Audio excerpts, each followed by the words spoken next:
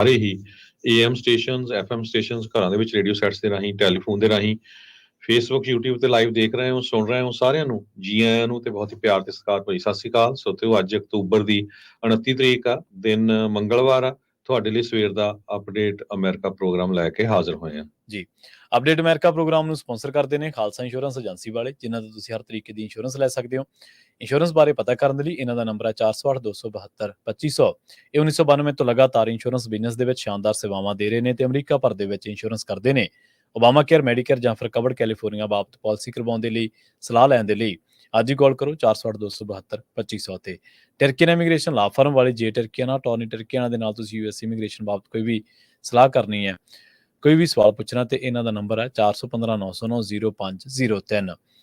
Manjeet Singh Kular, Avtar Singh Manjal Clovis, Satnam Singh Sunny Purewal, Amarjit Singh Dusan Yuba City, Gurmel Singh Liddar Bakersfield, Lakhvir Singh Samra Texas, Amarjit Singh Stockton, Sarabjit Singh Toor New Jersey, Grewal travel ਵਾਲੇ Yuba City, Harjit Singh Lathrop, Gurmel Singh Basi Elk Grove ਤੇ ਊੜਾ ਡੈਟਰ leaf ਵਾਲੇ।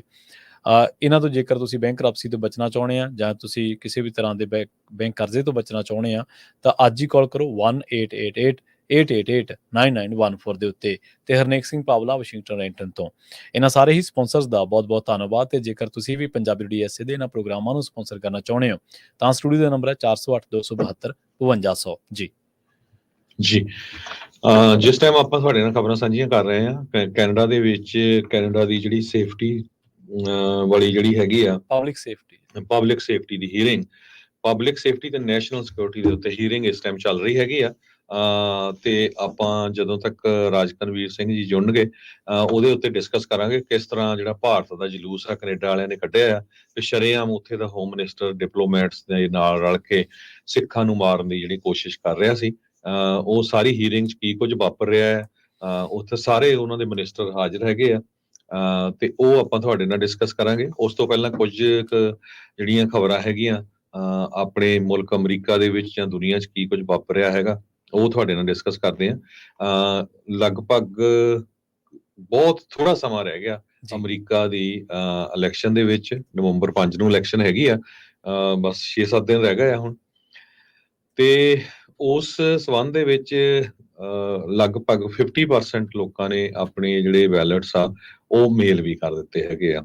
ਤੇ ਅੱਜ ਕਮਲਾ ਹੈਰਿਸ ਹੁਣੀ ਆਪਣੀ ਕਲੋਜ਼ਿੰਗ ਆਰਗੂਮੈਂਟ ਜੋ ਆ ਉਹ ਕਰਨਗੇ ਵਾਸ਼ਿੰਗਟਨ DC ਦੇ ਵਿੱਚ, ਕੈਂਪੇਨ ਕਰਨਗੇ। ਕਹਿੰਦੇ ਵੀ 50,000 ਤੋਂ ਵੱਧ ਜਿਹੜੇ ਲੋਕ ਆ ਉਹ ਉੱਥੇ ਸ਼ੋ ਹੋ ਸਕਦੇ। ਤੇ ਉਹ ਸੇਮ ਵੀ ਟਰੰਪ ਹੋਣਾ ਨੇ ਜੋ ਪਿਛਲੀ ਵਾਰੀ ਇਲੈਕਸ਼ਨ ਹੋਈਆਂ ਸੀ ਜਨਵਰੀ 6 ਨੂੰ ਕੀ ਹੋਇਆ ਸੀ ਉਹ ਸਾਰਾ ਕੁਝ ਦੱਸਣਗੇ। ਜਦ ਕਿ ਮੇਨ ਮੁੱਦੇ ਜਿਹੜੇ ਆ ਹੁਣ ਅਮਰੀਕਨ ਹਰ ਆਮ ਜਿਹੜਾ ਮੈਂ ਕਹਿੰਦਾ ਵੀ ਜਿਹਨੂੰ ਜਰਾ ਵੀ ਨੌਲੇਜ ਨਹੀਂ ਉਹਨੂੰ ਵੀ ਪਤਾ ਵੀ ਮੇਨ ਮੁੱਦੇ ਅਮਰੀਕਾ ਦੇ ਵਿੱਚ ਇਕੋਨਮੀ ਆ ਸਭ ਤੋਂ ਵੱਡਾ, ਦੂਜੇ ਨੰਬਰ ਤੇ ਕ੍ਰਾਈਮ, ਹੋਮਲੈਸਨੈਸ, ਇਮੀਗ੍ਰੇਸ਼ਨ, ਇਹ 4 ਮੇਨ ਮੁੱਦੇ ਜਿਹੜੇ ਚੱਲ ਰਹੇ ਆ। ਤੇ 5ਵਾਂ ਮੁੱਦਾ ਜਿਹੜਾ ਦੁਨੀਆ ਦੇ ਵਿੱਚ ਜਿਹੜੀਆਂ ਜੰਗਾਂ ਲੱਗੀਆਂ ਹੋਈਆਂ ਆ, America the billions of dollar ਬਹੁਤ ਜਗ੍ਹਾ ਜਾ ਰਿਹਾ ਹੈਗਾ ਆ ਤੇ ਇੱਥੇ ਲੋਕਾਂ ਲਈ ਰਹਿਣਾ ਜਿਹੜਾ ਆ ਉਹ ਬਹੁਤ ਮਹਿੰਗਾ ਹੋਇਆ ਪਿਆ ਹੈਗਾ। ਸੋ ਇਸੇ ਤਰ੍ਹਾਂ ਪ੍ਰੈਜ਼ੀਡੈਂਟ ਟਰੰਪ ਹੋਣੀ ਜੋ ਆ ਉਹ ਪੈਂਸਿਲਵੇਨੀਆ ਦੇ ਵਿੱਚ ਅੱਜ ਪਹੁੰਚੇ ਹੋਏ ਆ। ਉਹਦੇ ਵਿੱਚ ਉਹ ਡਿਸਕਸ ਕਰ ਰਹੇ ਆ ਵੀ ਕਿਸ ਤਰ੍ਹਾਂ ਸਾਡੀ ਜ਼ਿੰਦਗੀ ਦੇ ਦੌਰਾਨ ਬਾਈਡਨ ਤੇ ਹੈਰਿਸ ਦੀ ਐਡਮਿਨਿਸਟ੍ਰੇਸ਼ਨ ਦੇ ਦੌਰਾਨ ਜਿਹੜੀ ਇਨਫਲੇਸ਼ਨ ਆ ਉਹ ਕਿੱਥੇ ਪਹੁੰਚੀ ਆ। ਤੁਸੀਂ ਖੁਦ ਦੇਖੋ ਵੀ ਜਿਹੜੇ ਸਮਾਨ ਜੋ ਵੀ ਅਸੀਂ ਖਰੀਦਦੇ ਆ ਉਹਨਾਂ ਦੀ ਕੀਮਤਾਂ ਕਿੰਨੀਆਂ ਮਹਿੰਗੀਆਂ ਹੋ ਗਈਆਂ ਆ। ਉਹਦੇ ਵਿੱਚ ਪ੍ਰੈਜ਼ੀਡੈਂਟ ਡੋਨਲਡ ਟਰੰਪ ਨੇ ਇਹ ਕਹਿ ਰਹੇ ਆ ਵੀ ਜਿਹੜੇ half of the America is saying they are broke. 50% ਜਿਹੜੇ ਲੋਕ ਆ ਅਮਰੀਕਾ ਦੇ ਉਹ ਇਹ ਕਹਿ ਰਹੇ ਵੀ ਅਸੀਂ ਤਾਂ ਬ੍ਰੋਕ ਹੋ ਗਏ, ਸਾਡੇ ਕੋਲ ਕੋਈ ਪੈਸਾ ਨਹੀਂ ਹੈਗੇ।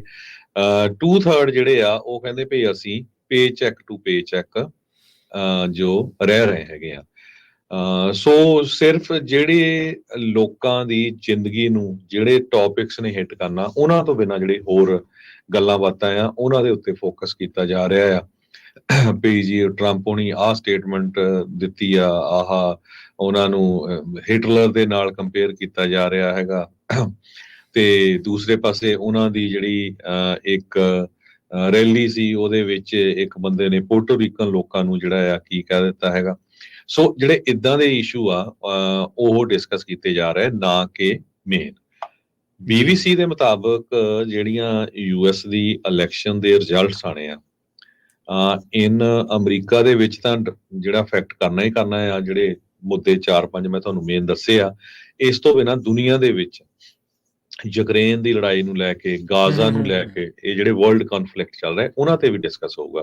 ਕਿ ਜੇ ਪ੍ਰੈਜ਼ੀਡੈਂਟ ਟਰੰਪ ਹੁਣੀ ਆਉਂਦੇ ਆ, ਇਹ ਗਰੰਟਡ ਆ ਵੀ ਜਿਹੜੀ ਯੂਕਰੇਨ ਵਾਲੀ ਲੜਾਈ ਆ ਉਹ ਰੋਕਣ ਲਈ ਇੱਕਦਮ ਇਮੀਡੀਏਟਲੀ ਉਹਨਾਂ ਦੀ ਪ੍ਰਾਇੋਰਟੀ ਹੋਊਗੀ। ਦੂਸਰੇ ਨੰਬਰ ਤੇ ਗਾਜ਼ਾ ਦੇ ਵਿੱਚ ਅੱਜ ਫਿਰ 93 ਲੋਕਾਂ ਨੂੰ ਜਿਹੜਾ ਬੰਬਾਰਡਮੈਂਟ ਨਾਲ ਮਾਰਿਆ ਗਿਆ ਆ। ਇੰਨਾ ਜਿਹੜਾ ਉੱਥੇ ਇੱਕ ਤਰ੍ਹਾਂ ਦੇ ਨਾਲ ਨਰਕ ਬਣਿਆ ਹੋਇਆ ਹੈਗਾ ਆ। ਸੋ ਜੇ ਕਮਲਾ ਹੈਰਿਸ ਹੁਣੀ ਰਹਿੰਦੇ ਆ ਤੇ ਫਿਰ ਉਹ ਜੋ ਐਡਮਿਨਿਸਟ੍ਰੇਸ਼ਨ ਚੱਲ ਰਿਹਾ ਆ ਉਦਾਂ ਦਾ ਹੀ ਜਿਹੜਾ ਆ ਅੱਗੇ ਜੋ ਮੁਲਕਾਂ ਨੂੰ ਸਪੋਰਟ ਕਰ ਰਹੇ ਉਦਾਂ ਹੀ ਚੱਲਣਾ ਹੈਗਾ ਆ। ਸੋ ਇਹ ਜਿਹੜੇ ਵਰਲਡ ਲੈਵਲ ਦੇ ਉੱਤੇ ਇਸ ਇਲੈਕਸ਼ਨ ਦਾ ਜਿਹੜਾ ਅਸਰ ਆ, ਗਲੋਬਲ ਇਨਫਲੂਐਂਸ ਹੋਣਾ ਹੈਗਾ ਆ। ਇਹਦੇ ਨਾਲ ਮਿਲਟਰੀ ਮਾਈਟ ਦੇ ਉੱਤੇ ਵੀ ਕਿੱਧਰਲੇ ਪਾਸੇ ਜਾਂ ਨਾਟੋ ਵਾਲੇ ਠਹਿਰਦੇ ਹੈਗੇ ਆ, ਕਿਉਂਕਿ ਜੇ ਟਰੰਪ ਹੁਣੀ ਆਉਂਦੇ ਹੈਗੇ ਆ ਤੇ ਉਹ ਕਹਿੰਦੇ ਸੀ ਵੀ ਜਿੰਨੇ ਵੀ ਨਾਟੋ ਦੇ ਮੈਂਬਰਸ ਆ ਉਹਨਾਂ ਨੂੰ ਆਪਣਾ ਜਿਹੜਾ ਬਜਟ ਆ ਉਹ ਬਰਾਬਰ ਰੱਖਣਾ ਪਊਗਾ। ਬਹੁਤ ਸਾਰੇ ਜਿਹੜੇ ਨਾਟੋ ਦੇ ਮੈਂਬਰਸ ਪੈਸੇ ਹੀ ਨਹੀਂ ਦਿੰਦੇ ਸੀ ਪਿਛਲੀ ਵਾਰੀ। ਤੇ ਜੇ ਹੈਰਿਸ ਵਿਨਸ ਕਰਦੇ ਆ ਤਾਂ ਕਹਿੰਦੇ ਵੀ ਨਾਟੋ ਮੁਲਕ ਜੋ ਆ ਉਹ ਵਾਸ਼ਿੰਗਟਨ ਦੇ ਨਾਲ ਉਹਨਾਂ ਦੇ ਰਿਲੇਸ਼ਨ ਵਧੀਆ ਰਹੂਗੇ।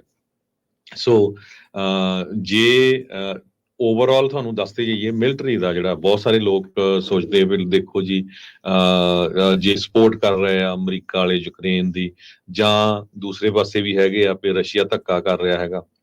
US ਨੇ ਹੁਣ ਤੱਕ ਜੋ 61.1 ਬਿਲੀਅਨ ਡਾਲਰ ਜਿਹੜਾ ਆ ਮਿਲਟਰੀ ਏਡ ਯੂਕਰੇਨ ਨੂੰ ਦਿੱਤੀ ਆ।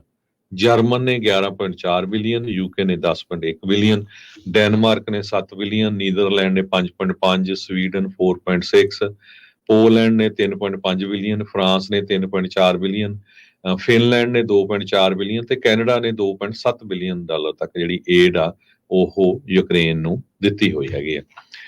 ਸੋ ਇਹ ਆਪਣਾ ਟੈਕਸ ਪੇਅਰ ਦਾ ਵੀ ਮਨੀ ਹੈਗਾ। ਇਹ ਵੀ ਲੋਕਾਂ ਦੇ ਉੱਤੇ ਬਹੁਤ ਉਹਨਾਂ ਦੇ ਮਨ ਦੇ ਵਿੱਚ ਕੁਐਸਚਨ ਹੈਗਾ ਵੀ ਇੰਨਾ ਬਿਲੀਅਨਸ ਆਫ ਡਾਲਰ ਜਿਹੜਾ ਦਿੱਤਾ ਜਾ ਰਿਹਾ ਹੈਗਾ, ਜਦੋਂ ਕਿ ਇੱਥੇ ਜਿਹੜੀ ਕੰਡੀਸ਼ਨ ਆ ਉਹ ਕਿੱਦਾਂ ਦੀ ਹੈਗੀ ਆ।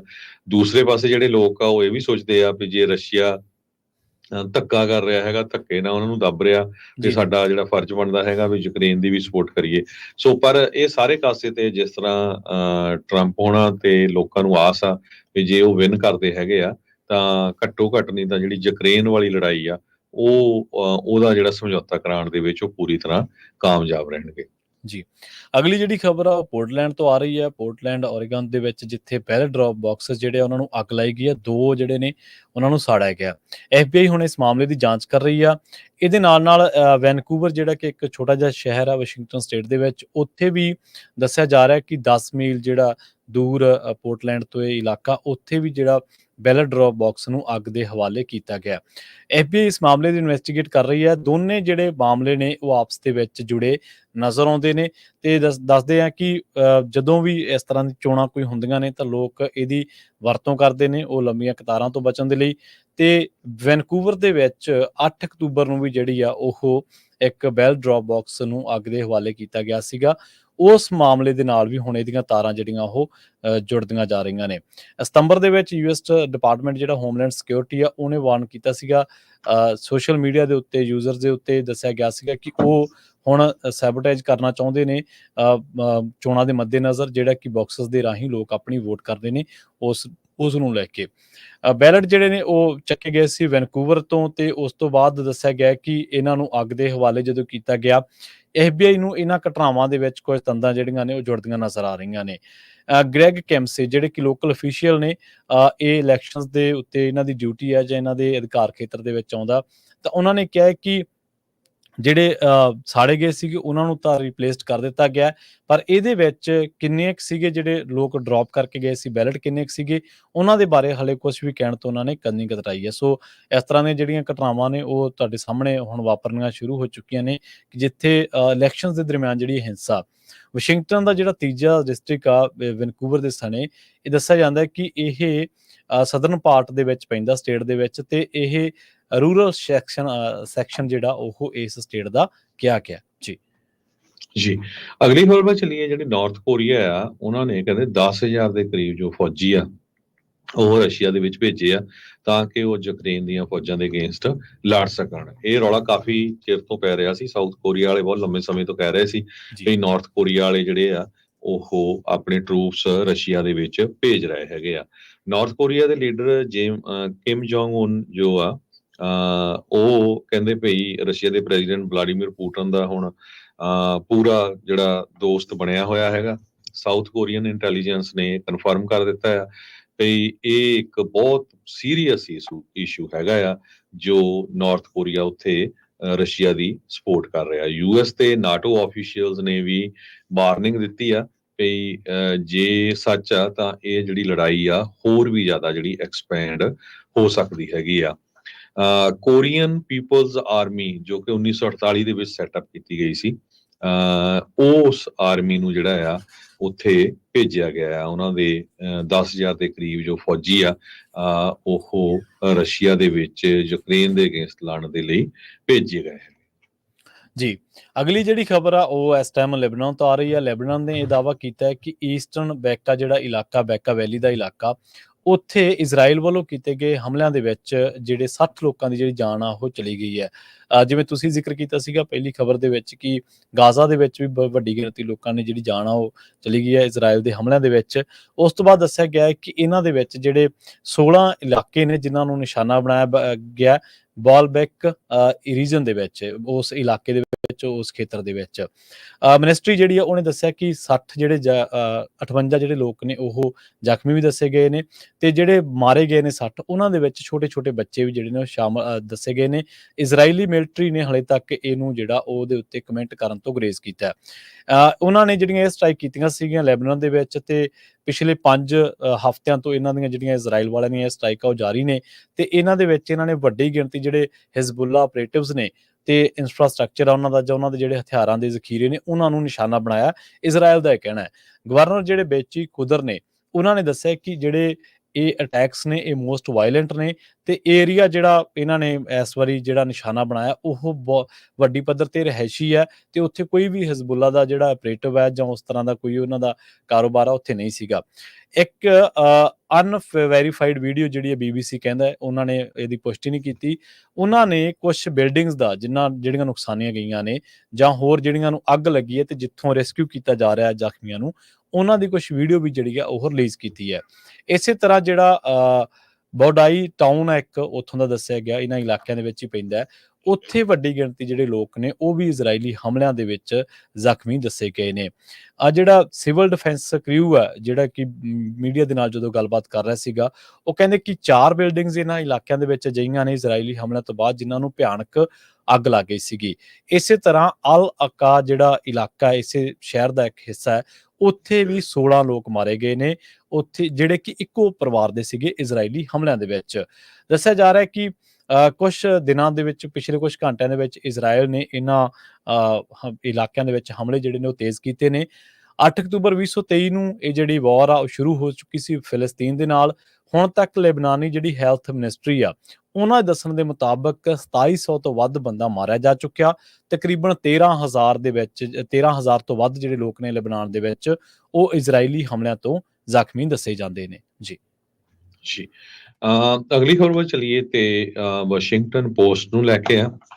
ਵਾਸ਼ਿੰਗਟਨ ਪੋਸਟ ਦੇ ਕੁਝ ਕਾਲਮਨਿਸਟ ਆਲਰੇਡੀ ਰਿਜ਼ਾਈਨ ਕਰ ਗਏ ਆ। 2 ਲੱਖ ਤੋਂ ਵੱਧ ਉਹਨਾਂ ਨੇ ਸਬਸਕ੍ਰਾਈਬਰਸ ਆਪਣੇ ਲੂਜ਼ ਕਰ ਰਹੇ ਆ ਕਿਉਂਕਿ ਜੋ ਪ੍ਰੈਜ਼ੀਡੈਂਸ਼ੀਅਲ ਇਲੈਕਸ਼ਨ ਹੈ ਇਸ ਵੇਲੇ USA ਦੇ ਵਿੱਚ ਉਹਦੇ ਵਿੱਚ ਉਹ ਇੰਡੋਰਸ ਕਰਨ ਜਾ ਰਹੇ ਸੀ ਕਮਲਾ ਹੈਰਿਸ ਨੂੰ, ਪਰ ਜੈਫ ਬੀਜ਼ੋਸ ਜੋ ਵਾਸ਼ਿੰਗਟਨ ਪੋਸਟ ਦੇ ਓਨਰ ਹੈਗੇ ਆ, ਐਮਾਜ਼ੋਨ ਦੇ ਵੀ ਜਿਹੜੇ ਮਾਲਕ ਹੈਗੇ ਆ, ਉਹਨਾਂ ਨੇ ਇਸ ਐਂਡੋਰਸਮੈਂਟ ਨੂੰ ਰੋਕਤਾ। ਉਹ ਕਹਿੰਦੇ ਪਈ ਅਸੀਂ ਵਾਸ਼ਿੰਗਟਨ ਪੋਸਟ ਵੱਲੋਂ ਕਿਸੇ ਨੂੰ ਵੀ ਐਂਡੋਰਸ ਨਹੀਂ ਕਰਾਂਗੇ।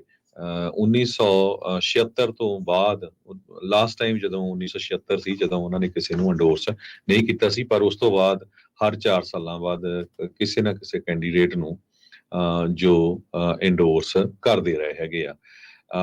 ਤੇ ਇਸ ਸੰਬੰਧ ਦੇ ਵਿੱਚ ਜਿਹੜੇ ਬਿਲੀਅਨਰ ਓਨਰ ਹੈਗੇ ਆ ਉਹਨਾਂ ਨੇ ਜੋ ਆਪਣੀ ਸਾਇਲੈਂਸ ਵੀ ਜਿਹੜੀ ਬ੍ਰੇਕ ਕੀਤੀ ਹੈਗੀ ਆ, ਉਹਦੇ ਵਿੱਚ ਉਹਨਾਂ ਨੇ ਕਿਹਾ ਵੀ ਅਸੀਂ ਇਸ ਇਸ਼ੂ ਦੇ ਉੱਤੇ ਜੋ ਨਿਊਟਰਲ ਰਹਿਣਾ ਚਾਹੁੰਦੇ ਹੈਗੇ ਆ। ਕਹਿੰਦੇ ਵੀ presidential endorsement do nothing to tip the scales of an election.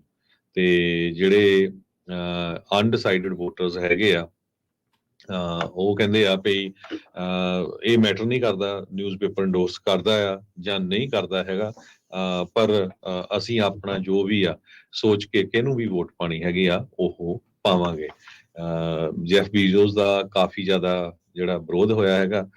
Bill ਲਿਊਸ ਜੋ ਪਬਲਿਸ਼ਰ ਤੇ CEO ਹੈਗੇ ਆ ਵਾਸ਼ਿੰਗਟਨ ਪੋਸਟ ਦੇ, ਉਹਨਾਂ ਨੇ ਇਹ ਕਿਹਾ ਆ ਵੀ ਫਿਊਚਰ ਦੇ ਵਿੱਚ ਵੀ ਅਸੀਂ ਜਿਹੜੀ ਆ, ਚਲੋ ਇਸ ਸਾਲ ਤਾਂ ਹੈ ਹੀ ਨਹੀਂ, ਹੁਣ ਕਹਿੰਦੇ ਵੀ ਅਸੀਂ ਇੰਡੋਰਸ ਨਹੀਂ ਕਰਨਾ, ਪਰ ਆਉਣ ਵਾਲੇ ਸਮੇਂ ਦੇ ਵਿੱਚ ਵੀ ਜਿਹੜੀਆਂ ਪ੍ਰੈਜ਼ੀਡੈਂਸ਼ੀਅਲ ਇਲੈਕਸ਼ਨਸ ਹੋਣਗੀਆਂ ਉਹਦੇ ਵਿੱਚ ਕਿਸੇ ਨੂੰ ਇੰਡੋਰਸ ਨਹੀਂ ਕਰਾਂਗੇ। ਲਾਸ ਐਂਜਲਸ ਟਾਈਮਸ ਨੇ ਵੀ ਇਸੇ ਤਰ੍ਹਾਂ ਕੀਤਾ ਸੀ ਵੀ ਅਸੀਂ ਕਿਸੇ ਨੂੰ ਇੰਡੋਰਸ ਕਰਨ ਨਹੀਂ ਜਾ ਰਹੇ ਹੈਗੇ। ਪੋਸਟ ਨੇ ਐਡੀਟੋਰੀਅਲ ਪੇਜ ਆਲਰੇਡੀ ਪਲਾਨ ਕਰ ਰਿਹਾ ਸੀ, ਜਿਹਦੇ ਵਿੱਚ ਉਹਨਾਂ ਨੇ ਵਾਈਸ ਪ੍ਰੈਜ਼ੀਡੈਂਟ ਕਮਲਾ ਹੈਰਿਸ ਉਹਨਾਂ ਨੂੰ ਇੰਡੋਰਸ ਕਰਨਾ ਸੀ, ਪਰ ਐਨ ਮੌਕੇ ਦੇ ਉੱਤੇ ਆ ਕੇ ਜਿਹੜਾ ਆ ਰੋਕ ਦਿੱਤਾ ਗਿਆ। ਤੇ ਬਾਕੀ ਜੋ ਆਪਣੇ ਟੈਸਲਾ ਦੇ CEO ਹੈਗੇ ਆ, ਉਹਨਾਂ ਨੇ ਬਿਲੀਅਨਸ ਆਫ ਡਾਲਰ ਜਿਹੜੇ ਆ, sorry millions of dollar president Trump ਉਹਨਾਂ ਦੀ ਸਪੋਰਟ ਦੇ ਵਿੱਚ ਲਾਏ ਹੈਗੇ ਆ, ਤੇ $75 ਮਿਲੀਅਨ ਤਾਂ ਆਲਰੇਡੀ ਉਹ ਸਪੈਂਡ ਕਰ ਚੁੱਕੇ ਹੈਗੇ ਆ। ਸੋ ਕਾਫੀ ਜਿਹੜੇ ਇਸ ਵਾਰ ਆਪਾਂ ਕਹਿ ਸਕਦੇ ਹਾਂ ਮਿਲੀਅਨਰ ਜਾਂ ਬਿਲੀਅਨਰਸ ਹੈਗੇ ਆ, ਉਹ ਪ੍ਰੈਜ਼ੀਡੈਂਟ ਟਰੰਪ ਉਹਨਾਂ ਦੀ ਕਾਫੀ ਸਪੋਰਟ ਕਰ ਰਹੇ ਹੈਗੇ ਆ ਪਿਛਲੀਆਂ ਇਲੈਕਸ਼ਨ ਦੇ ਮੁਕਾਬਲੇ। ਜੀ ਖਾਸ ਕਰਕੇ ਇਲੋਨ ਮਸਕ ਜੋ ਟੈਸਲਾ ਦਾ ਵੀ CEO ਹੈਗਾ ਆ, ਸਟਾਰਲਿੰਕ ਦਾ ਵੀ। ਸੋ ਜਿਹੜੀ ਸਿਚੁਏਸ਼ਨ ਆ, ਹੁਣ ਤੁਸੀਂ ਦੇਖੋ ਵੀ ਇੰਨਾ ਜ਼ਿਆਦਾ ਜਿਹੜਾ ਅਮਰੀਕਾ ਡਿਵਾਈਡ ਆ, ਤੇ ਜਿੱਥੇ ਜੌਬ ਕਰਦੇ ਆ ਉੱਥੇ ਵੀ ਜਿਹੜੇ ਹੁਣ ਇੱਕ ਦੂਜੇ ਦੇ ਅਗੇਂਸਟ ਜਿਹੜੀ ਫਾਈਟ ਚੱਲ ਰਹੀ ਹੈਗੀ ਆ। ਸੋ ਹੋਪਫੁਲੀ ਇਲੈਕਸ਼ਨ ਤੋਂ ਬਾਅਦ ਜਿਹੜਾ ਆ ਸਾਰੇ ਕੂਲ ਡਾਊਨ ਹੋ ਜਾਓਗੇ, ਪਰ ਇਸ ਵਾਰੀ ਮਾਹੌਲ ਜਿਹੜਾ ਇਲੈਕਸ਼ਨ ਦਾ ਬਹੁਤ ਗਰਮਾਇਆ ਹੋਇਆ ਹੈਗਾ। ਜੀ ਬਿਲਕੁਲ। ਤੇ ਹਰਜੋਤ ਸਿੰਘ ਜੀ, ਇੱਥੇ ਆਪਾਂ ਇੱਕ ਬ੍ਰੇਕ ਦੇ ਲਈ ਰੁਕਦੇ ਹਾਂ ਜੀ। ਬ੍ਰੇਕ ਤੋਂ ਪਾਰ ਜਿਹੜੀ ਆਪਾਂ ਖਬਰ ਤੋਂ ਸ਼ੁਰੂਆਤ ਕੀਤੀ ਸੀ ਚਰਚਾ ਦੇ ਬਾਰੇ, ਕਿ ਜਿਹੜੀ ਕੈਨੇਡਾ ਦੇ ਵਿੱਚ ਪਬਲਿਕ ਸੇਫਟੀ ਹੀਅਰਿੰਗ ਹੋਈ ਆ, ਉਹਦੇ ਵਿੱਚ ਭਾਰਤ ਸਰਕਾਰ ਦੇ ਬਾਰੇ ਕਿਹਾ ਗਿਆ ਕਿ ਜਿਹੜੇ ਬਾਹਰਲੇ ਮੁਲਕਾਂ ਦੇ ਵਿੱਚ ਸਿੱਖ ਵਸਦੇ ਆ, ਉਹਨਾਂ ਤੇ ਜਿਹੜੇ ਹਮਲੇ ਹੋ ਰਹੇ ਆ, ਜਿਨ੍ਹਾਂ ਦੀਆਂ ਜਾਨਾਂ ਚਲੀਆਂ ਗਈਆਂ ਨੇ ਜਾਂ ਜਿਨ੍ਹਾਂ ਨੂੰ ਹੁਣ ਟਾਰਗੇਟ ਤੇ ਲਿਆ ਜਾ ਰਿਹਾ, ਉਹਨਾਂ ਦੇ ਵਿੱਚ ਭਾਰਤ ਦਾ ਸਿੱਧਾ ਹੱਥ ਹੈ। ਉਹਦੇ ਤੇ ਚਰਚਾ ਇੱਕ ਬ੍ਰੇਕ ਤੋਂ ਬਾਅਦ ਕਰਾਂਗੇ।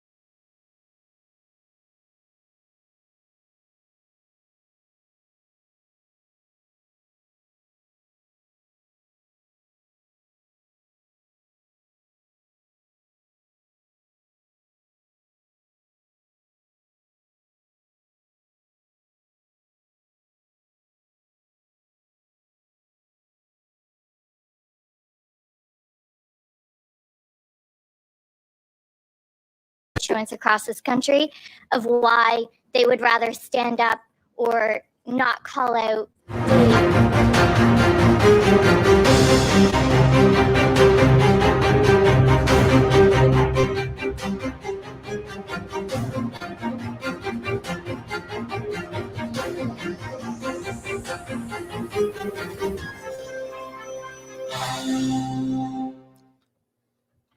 ਬ੍ਰੇਕ ਤੋਂ ਬਾਅਦ ਇੱਕ ਵਾਰੀ ਫਿਰ ਆਪ ਸਭ ਦਾ ਸਵਾਗਤ ਹੈ ਇਸ ਵਕਤ ਪ੍ਰੋਗਰਾਮ ਅਪਡੇਟ ਅਮਰੀਕਾ ਦੇ ਵਿੱਚ ਹਰਜੋਤ ਸਿੰਘ ਜੀ ਨੂੰ ਸਵਾਗਤ ਹੈ ਸਤਿ ਸ਼੍ਰੀ ਅਕਾਲ ਜੀ ਸਤਿ ਸ਼੍ਰੀ ਅਕਾਲ ਧੰਨਵਾਦ ਜੀ ਆਇਆਂ ਨੂੰ ਸੋ ਸਰੋਤੇ ਜਿਸ ਤਰ੍ਹਾਂ ਆਪਾਂ ਤੁਹਾਨੂੰ ਬ੍ਰੇਕ ਤੋਂ ਪਹਿਲਾਂ ਦੱਸਿਆ ਸੀ ਜਿਸ ਟਾਈਮ ਆਪਾਂ ਤੁਹਾਡੇ ਨਾਲ ਖਬਰਾਂ ਸਾਂਝੀਆਂ ਕਰ ਰਹੇ ਹਾਂ ਰਾਈਟ ਉਸੇ ਟਾਈਮ ਕੈਨੇਡਾ ਦੇ ਵਿੱਚ ਉੱਥੇ ਦਾ ਪਬਲਿਕ ਸੇਫਟੀ ਤੇ ਨੈਸ਼ਨਲ ਸਿਕਿਉਰਿਟੀ ਜਿਹੜੀ ਆ ਉਹ ਹੀਅਰਿੰਗ ਚੱਲ ਰਹੀ ਹੈਗੀ ਆ ਜੀ member of parliament RCMP police ਦੇ ਆਫੀਸ਼ੀਅਲ ਤੇ ਸਾਰੇ ਜਿਹੜੇ ਆ ਉਹ ਕਿਸ ਤਰ੍ਹਾਂ ਜਿਹੜੀ ਭਾਰਤ ਦੀ ਸਰਕਾਰ ਆ ਉਹਦਾ ਸਿੱਧਾ ਹੱਥ ਸਿੱਖਾਂ ਨੂੰ ਮਾਰਨ ਦੇ ਵਿੱਚ ਹੈਗਾ ਆ ਉਹ ਡਿਸਕਸ਼ਨ ਚੱਲ ਰਹੀ ਆ ਜੋ ਕੁਝ ਵਾਪਰਿਆ ਇਹਦਾ ਆਉਣ ਵਾਲੇ ਦਿਨਾਂ 'ਚ ਤੁਸੀਂ ਦੇਖੋਗੇ ਬਹੁਤ ਤਕੜਾ ਜਿਹੜਾ ਪਟਾਕਾ ਪੈਣ ਵਾਲਾ ਆ ਪਈ ਜਿਹੜਾ ਨਵੀਂ ਦਿੱਲੀ ਆ ਨਿਊ ਦਿੱਲੀ ਆ ਵੈਸਟ ਉਸ ਨੂੰ ਆਈਸੋਲੇਟ ਕਰੂਗਾ ਜਾਂ ਕੀ ਕੁਝ ਹੋਊਗਾ ਇਹਦੇ ਜੀਓਪੋਲਿਟੀਕਲ ਇਫੈਕਟਸ ਬਹੁਤ ਜ਼ਿਆਦਾ ਹੋਣ ਜਾ ਰਹੇ ਆ ਜੋ ਅੱਜ ਤੱਕ ਭਾਰਤ ਦੀ ਸਰਕਾਰ ਵੱਲੋਂ ਸ਼ਰੇਆਮ ਝੂਠ ਬੋਲਿਆ ਜਾ ਰਿਹਾ ਸੀ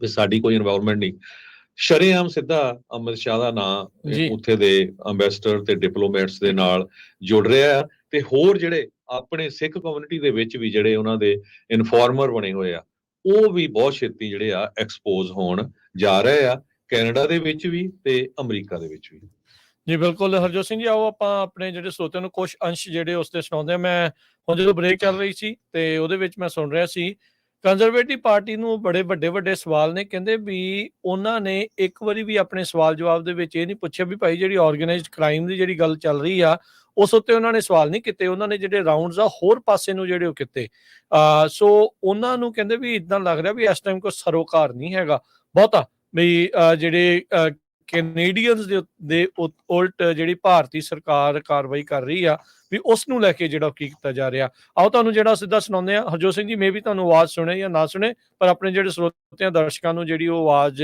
ਜਿਹੜੀ ਉਹ ਪਹੁੰਚੇਗੀ ਸੋ ਉਹਨਾਂ ਨੂੰ ਸੁਣ ਰਹੀ ਆ ਤੇ ਆਓ ਤੁਹਾਡੇ ਨਾਲ ਉਹਨਾਂ ਨੂੰ ਪੇਸ਼ ਕਰਦੇ ਹਾਂ and follow where the investigation leads and go pick up an individual or a criminal that may not be within our borders. Quick answer, please. Priority for us was public safety. Thank you. Great. Thank you, Ms. O'Connell. We'll start our fourth round now with Mr. Shipley. 5 minutes, please. Thank you. Thank you, Chair. Thank you to being here today.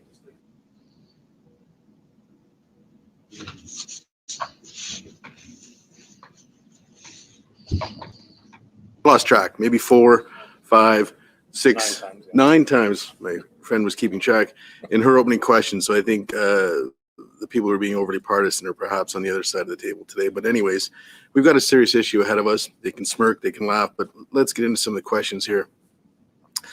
To Mr. Morrison and Mr. Uan. An NSCOP report from 2019 stated that CSIS observed an increase in Indian threat related activity targeting the Indo-Canadian, diaspora and government institutions. This same NSCOP report found that Indian consular officials were maintaining blacklists of dissidents, controlling travel visas to India, and recruiting community sources that were engaging MPs and political candidates to advance Indian objectives. Given that each of your organizations presumably read this report at the time and knew about these activities dating back to at least 2019, which very clearly fall outside of the norm of diplomatic activity, why did the government wait until these threats had escalated to the point of violence and murder to expel any consular officials? I think as Natalie said and has been testified to today, the various parts of the government have been live to the issue of foreign interference for a number of years and have been taking all kinds of measures when the situation reached its apex, as has been described, and as the RCMP has said, when they came to us and sought our help, we then used one of our heaviest diplomatic tools, which was the persona non grata tool. but I wouldn't assume that Indian foreign interference was not a constant subject of discussion throughout that time period, 2019 until the present, in all of our interactions with India. Mr. Arun? ਜੀ ਸੋ ਹਰਜੋਤ ਸਿੰਘ ਜੀ ਜੇ ਆਪਾਂ overall ਇਸ ਪੂਰੇ ਮਾਮਲੇ ਦੇ ਵਿੱਚ ਜਿਹੜਾ ਦੇਖਦੇ ਜਾਈਏ ਆਪਾਂ ਮੁੜ ਬਾਅਦ ਦੇ ਵਿੱਚ ਵੀ ਆਪਾਂ ਉਹਨਾਂ ਨੂੰ ਜਿਹੜਾ ਉਹ ਸੁਣਾਵਾਂਗੇ ਦਿਖਾਵਾਂਗੇ ਵੀ ਕੀ ਕੁਛ ਜਿਹੜਾ ਉਹ ਕਰ ਰਹੇ ਆ ਸੋ ਕੰਜ਼ਰਵੇਟਿਵ ਨੇ ਹੁਣ ਸਵਾਲ ਜਿਹੜਾ ਉਹ ਪੁੱਛਿਆ ਸੀਗਾ ਇਹੀ ਵੀ ਭਾਈ ਜਦੋਂ 2019 ਦੇ ਵਿੱਚ ਤੁਹਾਨੂੰ ਇੱਕ ਰਿਪੋਰਟ ਸੀਗੀ ਸਾਹਮਣੇ ਵੀ ਇੰਡੀਆ ਵਾਲੇ ਕੁਝ ਕਰ ਰਹੇ ਤੇ ਸਰਕਾਰ ਦੀ ਟਾਈਮ ਜਿਹੜਾ ਉਹ ਕਿਉਂ ਵੇਟ ਜਿਹੜੀ ਉਹ ਕੀਤੀ ਹੈ ਇਸ ਤੋਂ ਪਹਿਲਾਂ ਜਿਹੜੀ ਆ ਜਿਹੜੀਆਂ ਧਿਰਾਂ ਆ ਜਿਹਦੇ ਵਿੱਚ ਸੀਸੀਜ਼ ਵਾਲੇ ਤੇ ਹੋਰ ਕਈ ਜਣੇ RCMP ਵਾਲੇ ਬਹੁਤ ਸਾਰੇ ਜਿਹੜੇ ਇਹ ਬੈਠੇ ਹੋਏ ਆ ਜਿਹੜੇ ਸਵਾਲਾਂ ਦੇ ਜਵਾਬ ਦੇ ਰਹੇ ਆ ਦੋਨਾਂ ਹੀ ਪਾਰਟੀਆਂ ਦੇ ਜਿਹੜੇ ਸਵਾਲ ਆ ਇਹਨਾਂ ਨੇ ਇਹ ਵੀ ਕਿਹਾ ਵੀ ਬੜੀ ਪਾਰਟੀਜ਼ਨ ਜਿਹੜੀ ਗੱਲਬਾਤ ਵੀ ਸਾਨੂੰ ਜਿਹੜੀ ਇਸ ਦੇ ਵਿੱਚ ਦੇਖਣ ਨੂੰ ਮਿਲ ਰਹੀ ਆ ਜਦੋਂ ਕੈਨੇਡੀਅਨਸ ਦੀ ਗੱਲ ਆ ਰਹੀ ਹੋਵੇ ਤਾਂ ਫਿਰ ਪਾਰਟੀਜ਼ਨ ਜਿਹੜੀ ਉਹ ਕਿਤੇ ਨਾ ਕਿਤੇ ਲਾਂਭੇ ਕਰਕੇ ਅੱਗੇ ਜਿਹੜਾ ਉਹ ਵਧਣ ਦੀ ਗੱਲ ਹੋਣੀ ਚਾਹੀਦੀ ਆ ਦੋਨਾਂ ਧਿਰਾਂ ਨੂੰ ਇਕੱਠੇ ਮਿਲ ਕੇ ਜਿਹੜੇ ਉਹ ਚੱਲਣਾ ਜਿਹੜਾ ਉਹ ਚਾਹੀਦਾ ਆ ਉਹਨਾਂ ਨੇ RCMP ਨੂੰ ਜਿਹੜਾ ਇਸ ਤੋਂ ਪਹਿਲਾਂ ਮੈਂ ਸੁਣ ਰਿਹਾ ਸੀਗਾ ਉਹਨਾਂ ਨੇ ਸਵਾਲ ਪੁੱਛਿਆ ਸੀਗਾ ਵੀ ਭਾਈ ਕੀ ਗੱਲ ਵੀ ਤੁਸੀਂ ਜਿਹੜਾ ਥੈਂਕਸਗਿਵਿੰਗ ਦਾ ਦਿਨ ਹੀ ਜਿਹੜਾ ਉਹ 14 ਅਕਤੂਬਰ ਵਾਲਾ ਦਿਨ ਕਿਉਂ ਜਿਹੜਾ ਉਹ ਚੁਣਿਆ ਸੀ ਕਹਿੰਦੇ ਵੀ ਭਾਈ ਮੀਟਿੰਗਾਂ ਸਾਡੀਆਂ ਹੋਈਆਂ ਸੀ ਉਹਦੇ ਵਿੱਚ ਇਹਨਾਂ ਨੂੰ ਇਹ ਸਾਰਾ ਕੁਝ ਦੱਸਿਆ ਗਿਆ ਉਹਨਾਂ ਨੇ ਸਿੱਧੀ ਨਾ ਜਿਹੜੀ ਉਹ ਕਰ ਦਿੱਤੀ ਕੈਨੇਡੀਅਨ ਅਧਿਕਾਰੀਆਂ ਨੇ ਇਹ ਕਲੀਅਰਲੀ ਇਸ ਦੇ ਵਿੱਚ ਦੱਸਿਆ ਜਿਹੜੀ ਉਹਨਾਂ ਦੇ ਨਾਲ ਇੱਕ ਹੋਰ ਮੀਟਿੰਗ ਹੋਣੀ ਸੀ ਉਸ ਦਿਨ ਉਹਨਾਂ ਨੇ ਉਸ ਦੇ ਵਿੱਚ ਆਉਣ ਤੋਂ ਜਦੋਂ ਨਾ ਕਰ ਦਿੱਤਾ ਤਾਂ ਫਿਰ ਉਸ ਤੋਂ ਬਾਅਦ ਦੇ ਵਿੱਚ ਇਹਨਾਂ ਨੇ ਲਿਆ ਵੀ ਇਹ ਤਾਂ ਹੁਣ ਆਪਾਂ ਨੂੰ ਕੈਨੇਡੀਅਨਸ ਆ ਉਹਨਾਂ ਨੂੰ ਤੁਰੰਤ ਜਿਹੜਾ ਦੱਸਣ ਦੀ ਲੋੜ ਆ ਵੀ ਕੀ ਕੁਛ ਜਿਹੜਾ ਇਸ ਮੌਕੇ ਚੱਲ ਰਿਹਾ ਆ ਸੋ ਉਹਨਾਂ ਨੇ ਕਹਿੰਦੇ ਵੀ ਬਗੈਰ ਕੋਈ ਦੇਰੀ ਕੀਤੇ ਫਿਰ ਇਹ ਸਾਰਾ ਕੁਛ ਇਹ ਕਦਮ ਜਿਹੜੇ ਉਹ ਚੱਕੇ ਹੈਗੇ ਆ ਸੋ ਤਾਂ ਹੀ ਲੋਕਾਂ ਨੂੰ ਕੈਨੇਡੀਅਨਸ ਨੂੰ ਜਿਹੜਾ ਉਹ ਦੱਸਿਆ ਆ ਸੋ ਇੰਡੀਅਨ ਜਿਹੜੀ ਸਰਕਾਰ ਆ ਗੈਂਗਸਟਰਸ ਦੇ ਨਾਲ ਮਿਲ ਕੇ ਉੱਥੇ ਆਮ ਕੈਨੇਡੀਅਨਸ ਨੂੰ ਜਿਹੜਾ ਉਹ ਨਿਸ਼ਾਨਾ ਜਿਹੜਾ ਉਹ ਬਣਾ ਰਹੀ ਆ ਜਿਹੜੇ ਖਾਸ ਕਰਕੇ ਜਿਹੜੇ ਪ੍ਰੋ ਖਾਲਿਸਤਾਨ ਦੀ ਗੱਲ ਕਰਦੇ ਆ ਉਹਨਾਂ ਨੂੰ ਤਾਂ ਉਹ ਮਾਰ ਵੀ ਰਹੀ ਆ ਅਸੈਸੀਨੇਸ਼ਨਸ ਵੀ ਕਰ ਰਹੀ ਆ ਸਵਾਲ ਉਹਨਾਂ ਨੂੰ ਇਹ ਵੀ ਪੁੱਛਿਆ ਗਿਆ ਸੀਗਾ ਵੀ ਕੀ ਗੱਲ ਜਿਹੜੀ RCMP ਆ ਉਹ ਸਿਰਫ ਉਹਨਾਂ ਲੋਕਾਂ ਨੂੰ ਹੀ ਮਿਲਦੀ ਆ ਜਿਨ੍ਹਾਂ ਦੀ ਜਾਨ ਨੂੰ ਖਤਰਾ ਆ ਜਾਂ ਜਿਨ੍ਹਾਂ ਨੇ ਇਨਫੋਰਮੇਸ਼ਨ ਲੀਕ ਕੀਤੀ ਆ ਉਹਨਾਂ ਨੂੰ ਵੀ ਕੋਈ ਸਵਾਲ ਜਵਾਬ ਜਿਹੜੇ ਉਹ ਕੀਤੇ ਜਾਂਦੇ ਆ ਜਿਹੜੇ ਫੋਰਨ ਏਜੰਟ ਦੇ ਤੌਰ ਦੇ ਉੱਤੇ ਕੰਮ ਕਰ ਰਹੇ ਆ ਸੋ ਇਹ ਕਾਫੀ ਜਿਹੜੀ ਇਸ ਟਾਈਮ ਗਹਿਮਾ ਗਹਿਮੀ ਹਰਜੋਤ ਸਿੰਘ ਜੀ ਸੁਣਨ ਨੂੰ ਜਿਹੜੀ ਉੱਥੇ ਜਿਹੜੀ ਉਹ ਮਿਲ ਰਹੀ ਆ ਪਰ ਭਾਰਤ ਨੂੰ ਮੁੱਖ ਰੱਖਦੇ ਹੋਏ ਇੰਡੀਆ ਦੇ ਦੁਆਰਾ ਜਿਹੜੀ ਉੱਥੇ ਇਸ ਟਾਈਮ ਲੱਤਾਂ ਜਿਹੜੀਆਂ ਫਸਾਈਆਂ ਜਾ ਰਹੀਆਂ ਜਿਹੜੀ ਫੋਰਨ ਇੰਟਰਫੇਰੈਂਸ ਕੀਤੀ ਜਾ ਰਹੀ ਹੈ ਨੈਸ਼ਨਲ ਸਿਕਿਉਰਿਟੀ ਨੂੰ ਜਿਹੜਾ ਖਤਰਾ ਬਣਿਆ ਪਿਆ ਆ ਉਸੇ ਨੂੰ ਲੈ ਕੇ ਇਸ ਮੌਕੇ ਜਿਹੜੀ ਚਰਚਾ ਹੈ ਬੜੀ ਜ਼ੋਰਾਂ ਤੇ ਜਿਹੜੀ ਉੱਥੇ ਚੱਲ ਰਹੀ ਆ ਜਿਸ ਦੇ ਨਾਲ ਭਾਰਤ ਹੋਰ ਵੀ ਜ਼ਿਆਦਾ ਹਰਜੋਤ ਸਿੰਘ ਜੀ ਇਸ ਟਾਈਮ ਨੰਗਾ ਹੁੰਦਾ ਜਾ ਰਿਹਾ ਹੈ ਬਿਲਕੁਲ ਸੋ ਸਰੋਤਿਆਂ ਨੂੰ ਦੱਸਦੇ ਜਾਈਏ ਮੈਂ ਵੀ 2-3 ਘੰਟੇ ਹੀਅਰਿੰਗ ਸੁਣੀ ਆ ਸਵੇਰ ਤੋਂ ਇਸ ਵੇਲੇ ਕੈਨੇਡਾ ਦੀ ਧਰਤੀ ਉੱਤੇ ਕੈਨੇਡਾ ਦੀ ਜਿਹੜੀ ਸਰਕਾਰ ਆ ਉਹ ਇੰਡੀਆ ਨੂੰ ਨੰਬਰ 1 ਦੁਸ਼ਮਣ ਮੰਨ ਰਹੀ ਹੈਗੀ ਆ ਮੋਸਟ ਇੰਪੋਰਟੈਂਟ ਥਿੰਗ ਇਹ ਆ ਵੀ ਜਿਹੜੀ ਟਰਾਂਸਨੈਸ਼ਨਲ ਰਿਪਰੈਸ਼ਨ ਹੋ ਰਹੀ ਆ ਕੈਨੇਡਾ ਦੇ ਵਿੱਚ ਅਮਰੀਕਾ 'ਚ ਵੀ ਹੋ ਰਹੀ ਆ ਆਪਾਂ ਦੇਖਿਆ ਸੋ ਕੈਨੇਡਾ ਦੀ ਸਰਕਾਰ ਇਹ ਸੋਚ ਰਹੀ ਆ ਵੀ ਚਾਈਨਾ ਰਸ਼ੀਆ ਈਰਾਨ ਨੂੰ ਇੰਡੀਆ ਪਿੱਛੇ ਛੱਡ ਗਿਆ ਕੈਨੇਡਾ ਦੇ ਜਿਹੜੇ ਆਫੀਸ਼ੀਅਲ ਸੀ ਪੂਰੇ ਪ੍ਰੂਫ ਲੈ ਕੇ ਉਹ ਕਹਿੰਦੇ ਵੀ ਸਾਡੇ ਕੁਝ ਆਫੀਸ਼ੀਅਲਸ ਨੂੰ ਇੰਡੀਆ ਨੇ ਜਾਣਬੁੱਝ ਕੇ ਵੀਜ਼ਾ ਨਹੀਂ ਦਿੱਤਾ ਉਹਨਾਂ ਨੇ ਇੰਡੀਆ 'ਚ ਜਾ ਕੇ ਪ੍ਰੂਫ ਦੇਣੇ ਸੀ ਮੈਂ ਤਾਂ ਹੈਰਾਨ ਆ ਵੀ ਕੈਨੇਡਾ ਦੀ ਸਰਕਾਰ ਵੀ ਤੁਹਾਡੇ ਕੈਨੇਡਾ ਦੇ ਸਿਟੀਜ਼ਨ ਮਾਰ ਦਿੱਤੇ ਜਾਣ ਤੇ ਤੁਸੀਂ ਉਹਨਾਂ ਦੇ ਪਿੱਛੇ ਮੰਗਤਿਆਂ ਵਾਂਗ ਤੁਰਦੇ ਫਿਰਦੇ ਹੋ ਇਹ ਪਤਾ ਨਹੀਂ ਕੀ ਉਹਨਾਂ ਦੀ ਸਟ੍ਰੈਟਜੀ ਸੀ ਚਲੋ ਕੁਝ ਵੀ ਹੋਈ ਉਹ ਤੋਂ ਬਾਅਦ ਉਹਨਾਂ ਨੇ ਇੰਡੀਆ ਵਾਲਿਆਂ ਨੇ ਉਹਨਾਂ ਨੂੰ ਵੀਜ਼ਾ ਨਹੀਂ ਦਿੱਤੇ ਕੁਝ ਜਿਹੜੇ ਆਫੀਸ਼ੀਅਲ ਸੀ ਜਿਨ੍ਹਾਂ ਨੇ ਪ੍ਰੂਫ ਦੇਣੇ ਸੀ ਫਿਰ ਇਹਨਾਂ ਦੀ ਗੱਲਬਾਤ ਹੋਈ ਵੀ ਅਸੀਂ ਵਾਸ਼ਿੰਗਟਨ DC ਦੇ ਵਿੱਚ ਜਿਹੜਾ ਇੰਡੀਅਨ ਕੌਂਸਲੇਟ ਦਾ ਆਫਿਸ ਆ ਉੱਥੇ ਮਿਲਾਂਗੇ ਉੱਥੇ ਵੀ ਨਹੀਂ ਹੋਈ ਮੀਟਿੰਗ ਉਹ ਤੋਂ ਬਾਅਦ ਉਹ ਕਹਿੰਦੇ ਵੀ ਨਹੀਂ ਅਸੀਂ ਉੱਥੇ ਵੀ ਨਹੀਂ ਮਿਲਣਾ ਉਹ ਤੋਂ ਬਾਅਦ ਜਿਹੜਾ ਅਜੀਤ ਡੋਵਾਲ ਆ NSA ਦਾ ਹੈਡ ਉਹ ਸਿੰਗਾਪੁਰ 'ਚ ਮੀਟਿੰਗ ਹੋਈ ਸਿੰਗਾਪੁਰ ਦੇ ਵਿੱਚ ਜੋ ਇਨਵੋਲਵ ਸੀ RCMP ਵਾਲੇ ਇਹਨਾਂ ਦੀ ਫੋਰਨ ਮਿਨਿਸਟਰ ਤੇ ਹੋਰ ਜਿਹੜੇ ਸੀਸਸ ਦੇ ਹੈਡ ਉਹਨਾਂ ਨੇ ਪੂਰੇ ਪ੍ਰੂਫ ਦਿੱਤੇ ਕਿਸ ਤਰ੍ਹਾਂ ਭਾਰਤ ਦੀ ਸਰਕਾਰ ਦਾ ਹੋਮ ਮਿਨਿਸਟਰ ਅਮਿਤ ਸ਼ਾਹ ਉਹਦੇ ਡਾਇਰੈਕਟ ਜਿਹੜੀ ਗੱਲਬਾਤ ਆ ਡਿਪਲੋਮੈਟਸ ਨਾਲ ਉੱਥੇ ਦੇ ਇਨਵੈਸਟਰ ਨਾਲ ਹੋ ਰਹੀ ਸੀ ਕਿਸ ਤਰ੍ਹਾਂ ਜਿਹੜੇ ਡਿਪਲੋਮੈਟਸ ਆ ਅੱਗੇ ਗੈਂਗਸਟਰਸ ਦੇ ਨਾਲ ਗੱਲਬਾਤ ਕਰਦੇ ਸੀ ਮਾਰਨ ਦੀ ਕਿਸ ਤਰ੍ਹਾਂ ਜਿਹੜੇ ਡਿਪਲੋਮੈਟਸ ਆ ਉਹ ਜਿਹੜੇ ਭਾਰਤ ਦੇ ਜਿਹੜੇ ਏਜੰਟ ਆ ਜਿਨ੍ਹਾਂ 'ਚ ਪੰਜਾਬੀ ਵੀ ਹੈਗੇ ਆ ਜਿਹੜੇ ਮੀਡੀਆ ਵਾਲੇ ਵੀ ਆ ਜਿਹੜੇ ਉੱਥੇ ਬੈਠੇ ਹੋਏ ਆ ਕੈਨੇਡਾ ਦੇ ਵਿੱਚ, ਜਿਹੜੇ ਇੰਡੀਅਨ ਕੌਂਸੂਲੇਟਸ ਨੂੰ ਇਨਫੋਰਮੇਸ਼ਨ ਦਿੰਦੇ ਸੀ ਵੱਖ-ਵੱਖ ਲੋਕਾਂ ਬਾਰੇ, ਵੀ ਜਿਹੜੇ ਲੋਕ ਕਿਸਾਨ ਮੋਰਚੇ ਵੇਲੇ ਵਿਰੋਧ ਕਰ ਰਹੇ ਸੀ, ਕਿ ਜਿਹੜੇ ਲੋਕ ਹਿਊਮਨ ਰਾਈਟਸ ਦੀ ਗੱਲ ਕਰਦੇ ਹੈਗੇ ਆ, ਉਹਨਾਂ ਸਾਰਿਆਂ ਦੀ ਇਨਫੋਰਮੇਸ਼ਨ, ਉਹ ਸਾਰੀ ਇਨਫੋਰਮੇਸ਼ਨ, ਉਹਨਾਂ ਦੇ ਨਾਮ, ਉਹਨਾਂ ਦੇ ਐਡਰੈਸ ਇਕੱਠੇ ਕਰਕੇ ਉਹ ਜਿਹੜੇ ਅੱਗੇ ਆ ਗੈਂਗਸਟਰਸ ਨੂੰ ਦਿੱਤੇ ਜਾਂਦੇ ਸੀ। ਸੋ ਉਹ ਗੈਂਗਸਟਰ ਜਿਹੜੇ ਆ ਗਾਹਾਂ ਜਾ ਕੇ ਮਾਰਨ ਦੀ ਕੋਸ਼ਿਸ਼ ਕਰਦੇ ਸੀ। ਉਹ ਗੈਂਗਸਟਰਸ ਨੂੰ ਸ਼ਰੇਆਮ ਭਾਰਤ ਸਰਕਾਰ ਦਾ ਉਹਨਾਂ ਤੇ ਆਸ਼ੀਰਵਾਦ ਸੀ ਵੀ ਜਿਨ੍ਹਾਂ ਨੂੰ ਮਰਜ਼ੀ ਤੁਸੀਂ ਐਕਸਟੋਰਸ਼ਨ ਕਰੋ, ਜਿਨ੍ਹਾਂ 'ਚ ਆਪਣੇ ਹਿੰਦੂ ਭੈਣ ਭਰਾ ਵੀ ਕਈ ਸੀ ਜਿਨ੍ਹਾਂ ਦੇ ਬਿਜ਼ਨਸ ਸੀਗੇ। ਸੋ ਇਸ ਅੱਜ ਦੀ ਜਿਹੜੀ ਹੀਅਰਿੰਗ ਚੱਲ ਰਹੀ ਆ ਉਹਦੇ ਵਿੱਚ ਇੱਕ ਬਜ਼ੁਰਗ ਲੇਡੀ ਆ, ਮੈਂ ਉਹਦਾ ਹੁਣ ਨਾਮ ਮੈਨੂੰ ਭੁੱਲ ਗਿਆ, ਉਹ ਉੱਥੇ ਦੀ ਮੈਂਬਰ ਪਾਰਲੀਮੈਂਟ ਆ ਜਾਂ ਉਹ ਇੰਟੈਲੀਜੈਂਸ ਦੀ ਕੋਈ ਆਫੀਸ਼ੀਅਲਸ ਆ। ਉਹਦੇ ਮੁਤਾਬਕ ਕਹਿੰਦੇ India is a top priority for CSIS. ਜਿਹੜੀ ਕੈਨੇਡਾ ਦੀ ਸਿਕਿਉਰਿਟੀ ਇੰਟੈਲੀਜੈਂਸ ਸਰਵਿਸਿਜ਼ ਹੈਗੀ ਆ, ਉਹ ਕਹਿੰਦੇ India is a top priority for CSIS. ਤੇ ਕੱਲਾ ਉੱਥੇ ਨਹੀਂ, India is a priority for Five Eyes now. So ਅੱਜ ਇੱਕ ਦਾ ਡਿਪਲੋਮੇਟ ਕਰਕੇ ਮੈਗਜ਼ੀਨ ਆ, ਉਹਨਾਂ ਨੇ ਦੱਸਿਆ ਵੀ ਨਵੀਂ ਦਿੱਲੀ ਜਿਹੜੀ ਆ ਉਹਨਾਂ ਦੇ ਉੱਤੇ ਹੁਣ ਬਹੁਤ ਵੱਡਾ ਅਸਰ ਪੈਣ ਜਾ ਰਿਹਾ। ਸੋ ਉਹ ਜਿਹੜੀ ਮੀਟਿੰਗ ਹੋ ਰਹੀ ਸੀ, ਇਹ ਸਾਰੀ ਹੀਅਰਿੰਗ ਦੇ ਵਿੱਚ ਮੈਂ ਮੋਟਾ ਦੱਸਦਾ, ਆਪਾਂ ਕੋਸ਼ਿਸ਼ ਕਰਾਂਗੇ ਬਾਅਦ ਦੇ ਵਿੱਚ ਪੂਰੀ ਦੀ ਪੂਰੀ ਹੀਅਰਿੰਗ ਦੀ ਜਿਹੜੀ YouTube ਆ ਤੁਹਾਡੇ ਤੇ ਪਾਈਏ, ਕਿਉਂਕਿ ਇਸ ਟਾਈਮ ਚੱਲ ਰਹੀ ਹੈਗੀ ਆ ਤੇ ਉਹਨੂੰ ਕੱਟ ਪੇਸਟ ਕਰਕੇ ਔਖਾ ਆ ਪਾਣਾ। ਸੋ ਕਹਿੰਦੇ ਵੀ ਵਾਸ਼ਿੰਗਟਨ DC 'ਚ ਨਹੀਂ ਮੰਨੇ, ਸਿੰਗਾਪੁਰ ਜਦੋਂ ਮੀਟਿੰਗ ਹੋਈ ਸਾਰੇ ਪ੍ਰੂਫ ਦੇ ਦਿੱਤੇ। ਜਾਣ ਲੱਗਾ ਜਿਹੜਾ ਅਜੀਤ ਡੋਵਾਲ ਆ, ਉਹ ਕਹਿੰਦਾ ਵੀ ਡੋਂਟ ਮੈਂਸ਼ਨ ਐਨੀਵਨ ਵੀ ਮੀਟਿੰਗ ਹੋਈ ਆ ਤੇ ਅਸੀਂ ਵੀ ਵਿਲ ਵਰਕ ਆਊਟ ਸਮਥਿੰਗ, ਹਨਾ। ਤੇ ਜਾਂਦੇ ਕਹਿੰਦੇ ਉਹਨਾਂ ਨੇ ਭਾਰਤ ਦੇ ਮੀਡੀਆ ਦੇ ਵਿੱਚ ਜਾ ਕੇ ਪ੍ਰੈਸ ਰਿਲੀਜ਼ ਜਾਂ ਮੀਡੀਆ 'ਚ ਖਬਰਾਂ ਫੈਲਾਤੀਆਂ ਵੀ ਕੈਨੇਡਾ ਨੇ ਕੋਈ ਸੋਲਿਡ ਪ੍ਰੂਫ ਨਹੀਂ ਦਿੱਤਾ ਸਾਨੂੰ। ਇਸ ਕਰਕੇ ਕਹਿੰਦੇ ਇਸੇ ਮੀਟਿੰਗ 'ਚ ਹਰਜੋਤ ਸਿੰਘ ਜੀ ਡੋਵਾਲ ਨੇ ਵੀ ਕਿਹਾ ਸੀ ਅਸੀਂ ਮੰਨਣਾ ਹੀ ਨਹੀਂ, ਤੁਸੀਂ ਜਿੰਨੇ ਮਰਜ਼ੀ ਸਬੂਤ ਦੇਈ ਜਾਓ, ਅਸੀਂ ਮੰਨਣਾ ਹੀ ਨਹੀਂ। ਬਿਲਕੁਲ। ਸੋ ਨੈਕਸਟ ਡੇ ਫਿਰ ਉਹਨਾਂ ਨੂੰ ਉਹ ਕਹਿੰਦੇ ਵੀ ਅਸੀਂ ਵਾਸ਼ਿੰਗਟਨ ਪੋਸਟ ਦੇ ਜਿਹੜੇ ਰਾਈਟਰਸ ਆ ਉਹਨਾਂ ਦੇ ਨਾਲ ਮੀਟਿੰਗ ਕੀਤੀ ਜਾਂ ਉਹਨਾਂ ਦੇ ਨਾਲ ਫੋਨ ਤੇ ਗੱਲਬਾਤ ਕੀਤੀ, ਉਹਨਾਂ ਨੂੰ ਦੱਸਿਆ ਵੀ ਸਾਰਾ ਕੁਝ ਕੀ ਵਾਪਰਿਆ। ਉਹ ਤੋਂ ਅਗਲੇ ਦਿਨ ਜਾ ਕੇ ਜਿਹੜੀ ਆ ਪ੍ਰੈਸ ਕਾਨਫਰੰਸ ਹੋਈ, ਜਿਹਦੇ ਵਿੱਚ ਪ੍ਰਾਈਮ ਮਿਨਿਸਟਰ ਜਸਟਿਨ ਟਰੂਡੋ ਵੀ ਸੀ, ਹੋਰ ਜਿਹੜੇ ਉੱਥੇ ਦੀ ਸਿਕਿਉਰਿਟੀ ਏਜੰਸੀਜ਼ ਆ ਉਹਨਾਂ ਦੇ ਹੈੱਡ ਸੀਗੇ। ਸੋ ਸ਼ਰੇਆਮ ਜਿਹੜੇ ਬਹੁਤ ਸਾਰੇ ਮੈਂਬਰ ਪਾਰਲੀਮੈਂਟ ਜਿਨ੍ਹਾਂ 'ਚ ਪੰਜਾਬੀ ਵੀ ਹੈਗੇ ਆ ਦੋਨਾਂ ਪਾਰਟੀਆਂ ਦੇ, ਉਹ ਵੀ ਕੁਐਸਚਨ ਪੁੱਛ ਰਹੇ ਸੀ। ਇੱਕ ਬਰੈਂਪਟਨ ਤੋਂ ਸੀ ਮੈਂਬਰ ਪਾਰਲੀਮੈਂਟ, ਉਹ ਕਹਿੰਦੇ ਵੀ ਮੈਂ ਤਾਂ ਜਿਆਦਾ ਇੱਥੇ ਦਾ ਬੋਰਨ ਆ, ਜਿਆਦਾ ਬੜਾ ਹੋਇਆ ਵੀ ਇਹ ਕੁਝ ਸੁਣਦਾ ਰਿਹਾ ਵੀ ਕਿਸ ਤਰ੍ਹਾਂ ਜਿਹੜੀ ਭਾਰਤ ਸਰਕਾਰ ਆ ਉਹ ਸਿੱਖਾਂ ਨੂੰ ਉਹਨਾਂ ਨੇ ਇੰਡੀਆ ਦੇ ਵਿੱਚ ਮਾਰਿਆ। ਤੇ ਪਰ ਕਹਿੰਦਾ ਵੀ ਮੈਨੂੰ ਇਹ ਨਹੀਂ ਸੀ ਵੀ ਮੇਰੇ ਮੁਲਕ ਦੇ ਵਿੱਚ ਕੈਨੇਡਾ 'ਚ ਆ ਕੇ ਵੀ ਜਿਹੜੀ ਆ ਇੰਡੀਆ ਦੀ ਸਰਕਾਰ ਆ ਉਹ ਮੇਰੇ ਭੈਣਾਂ ਭਰਾਵਾਂ ਨੂੰ ਇੱਥੇ ਆ ਕੇ ਵੀ ਜਿਹੜਾ ਮਾਰ ਸਕਦੀ ਹੈਗੀ ਆ।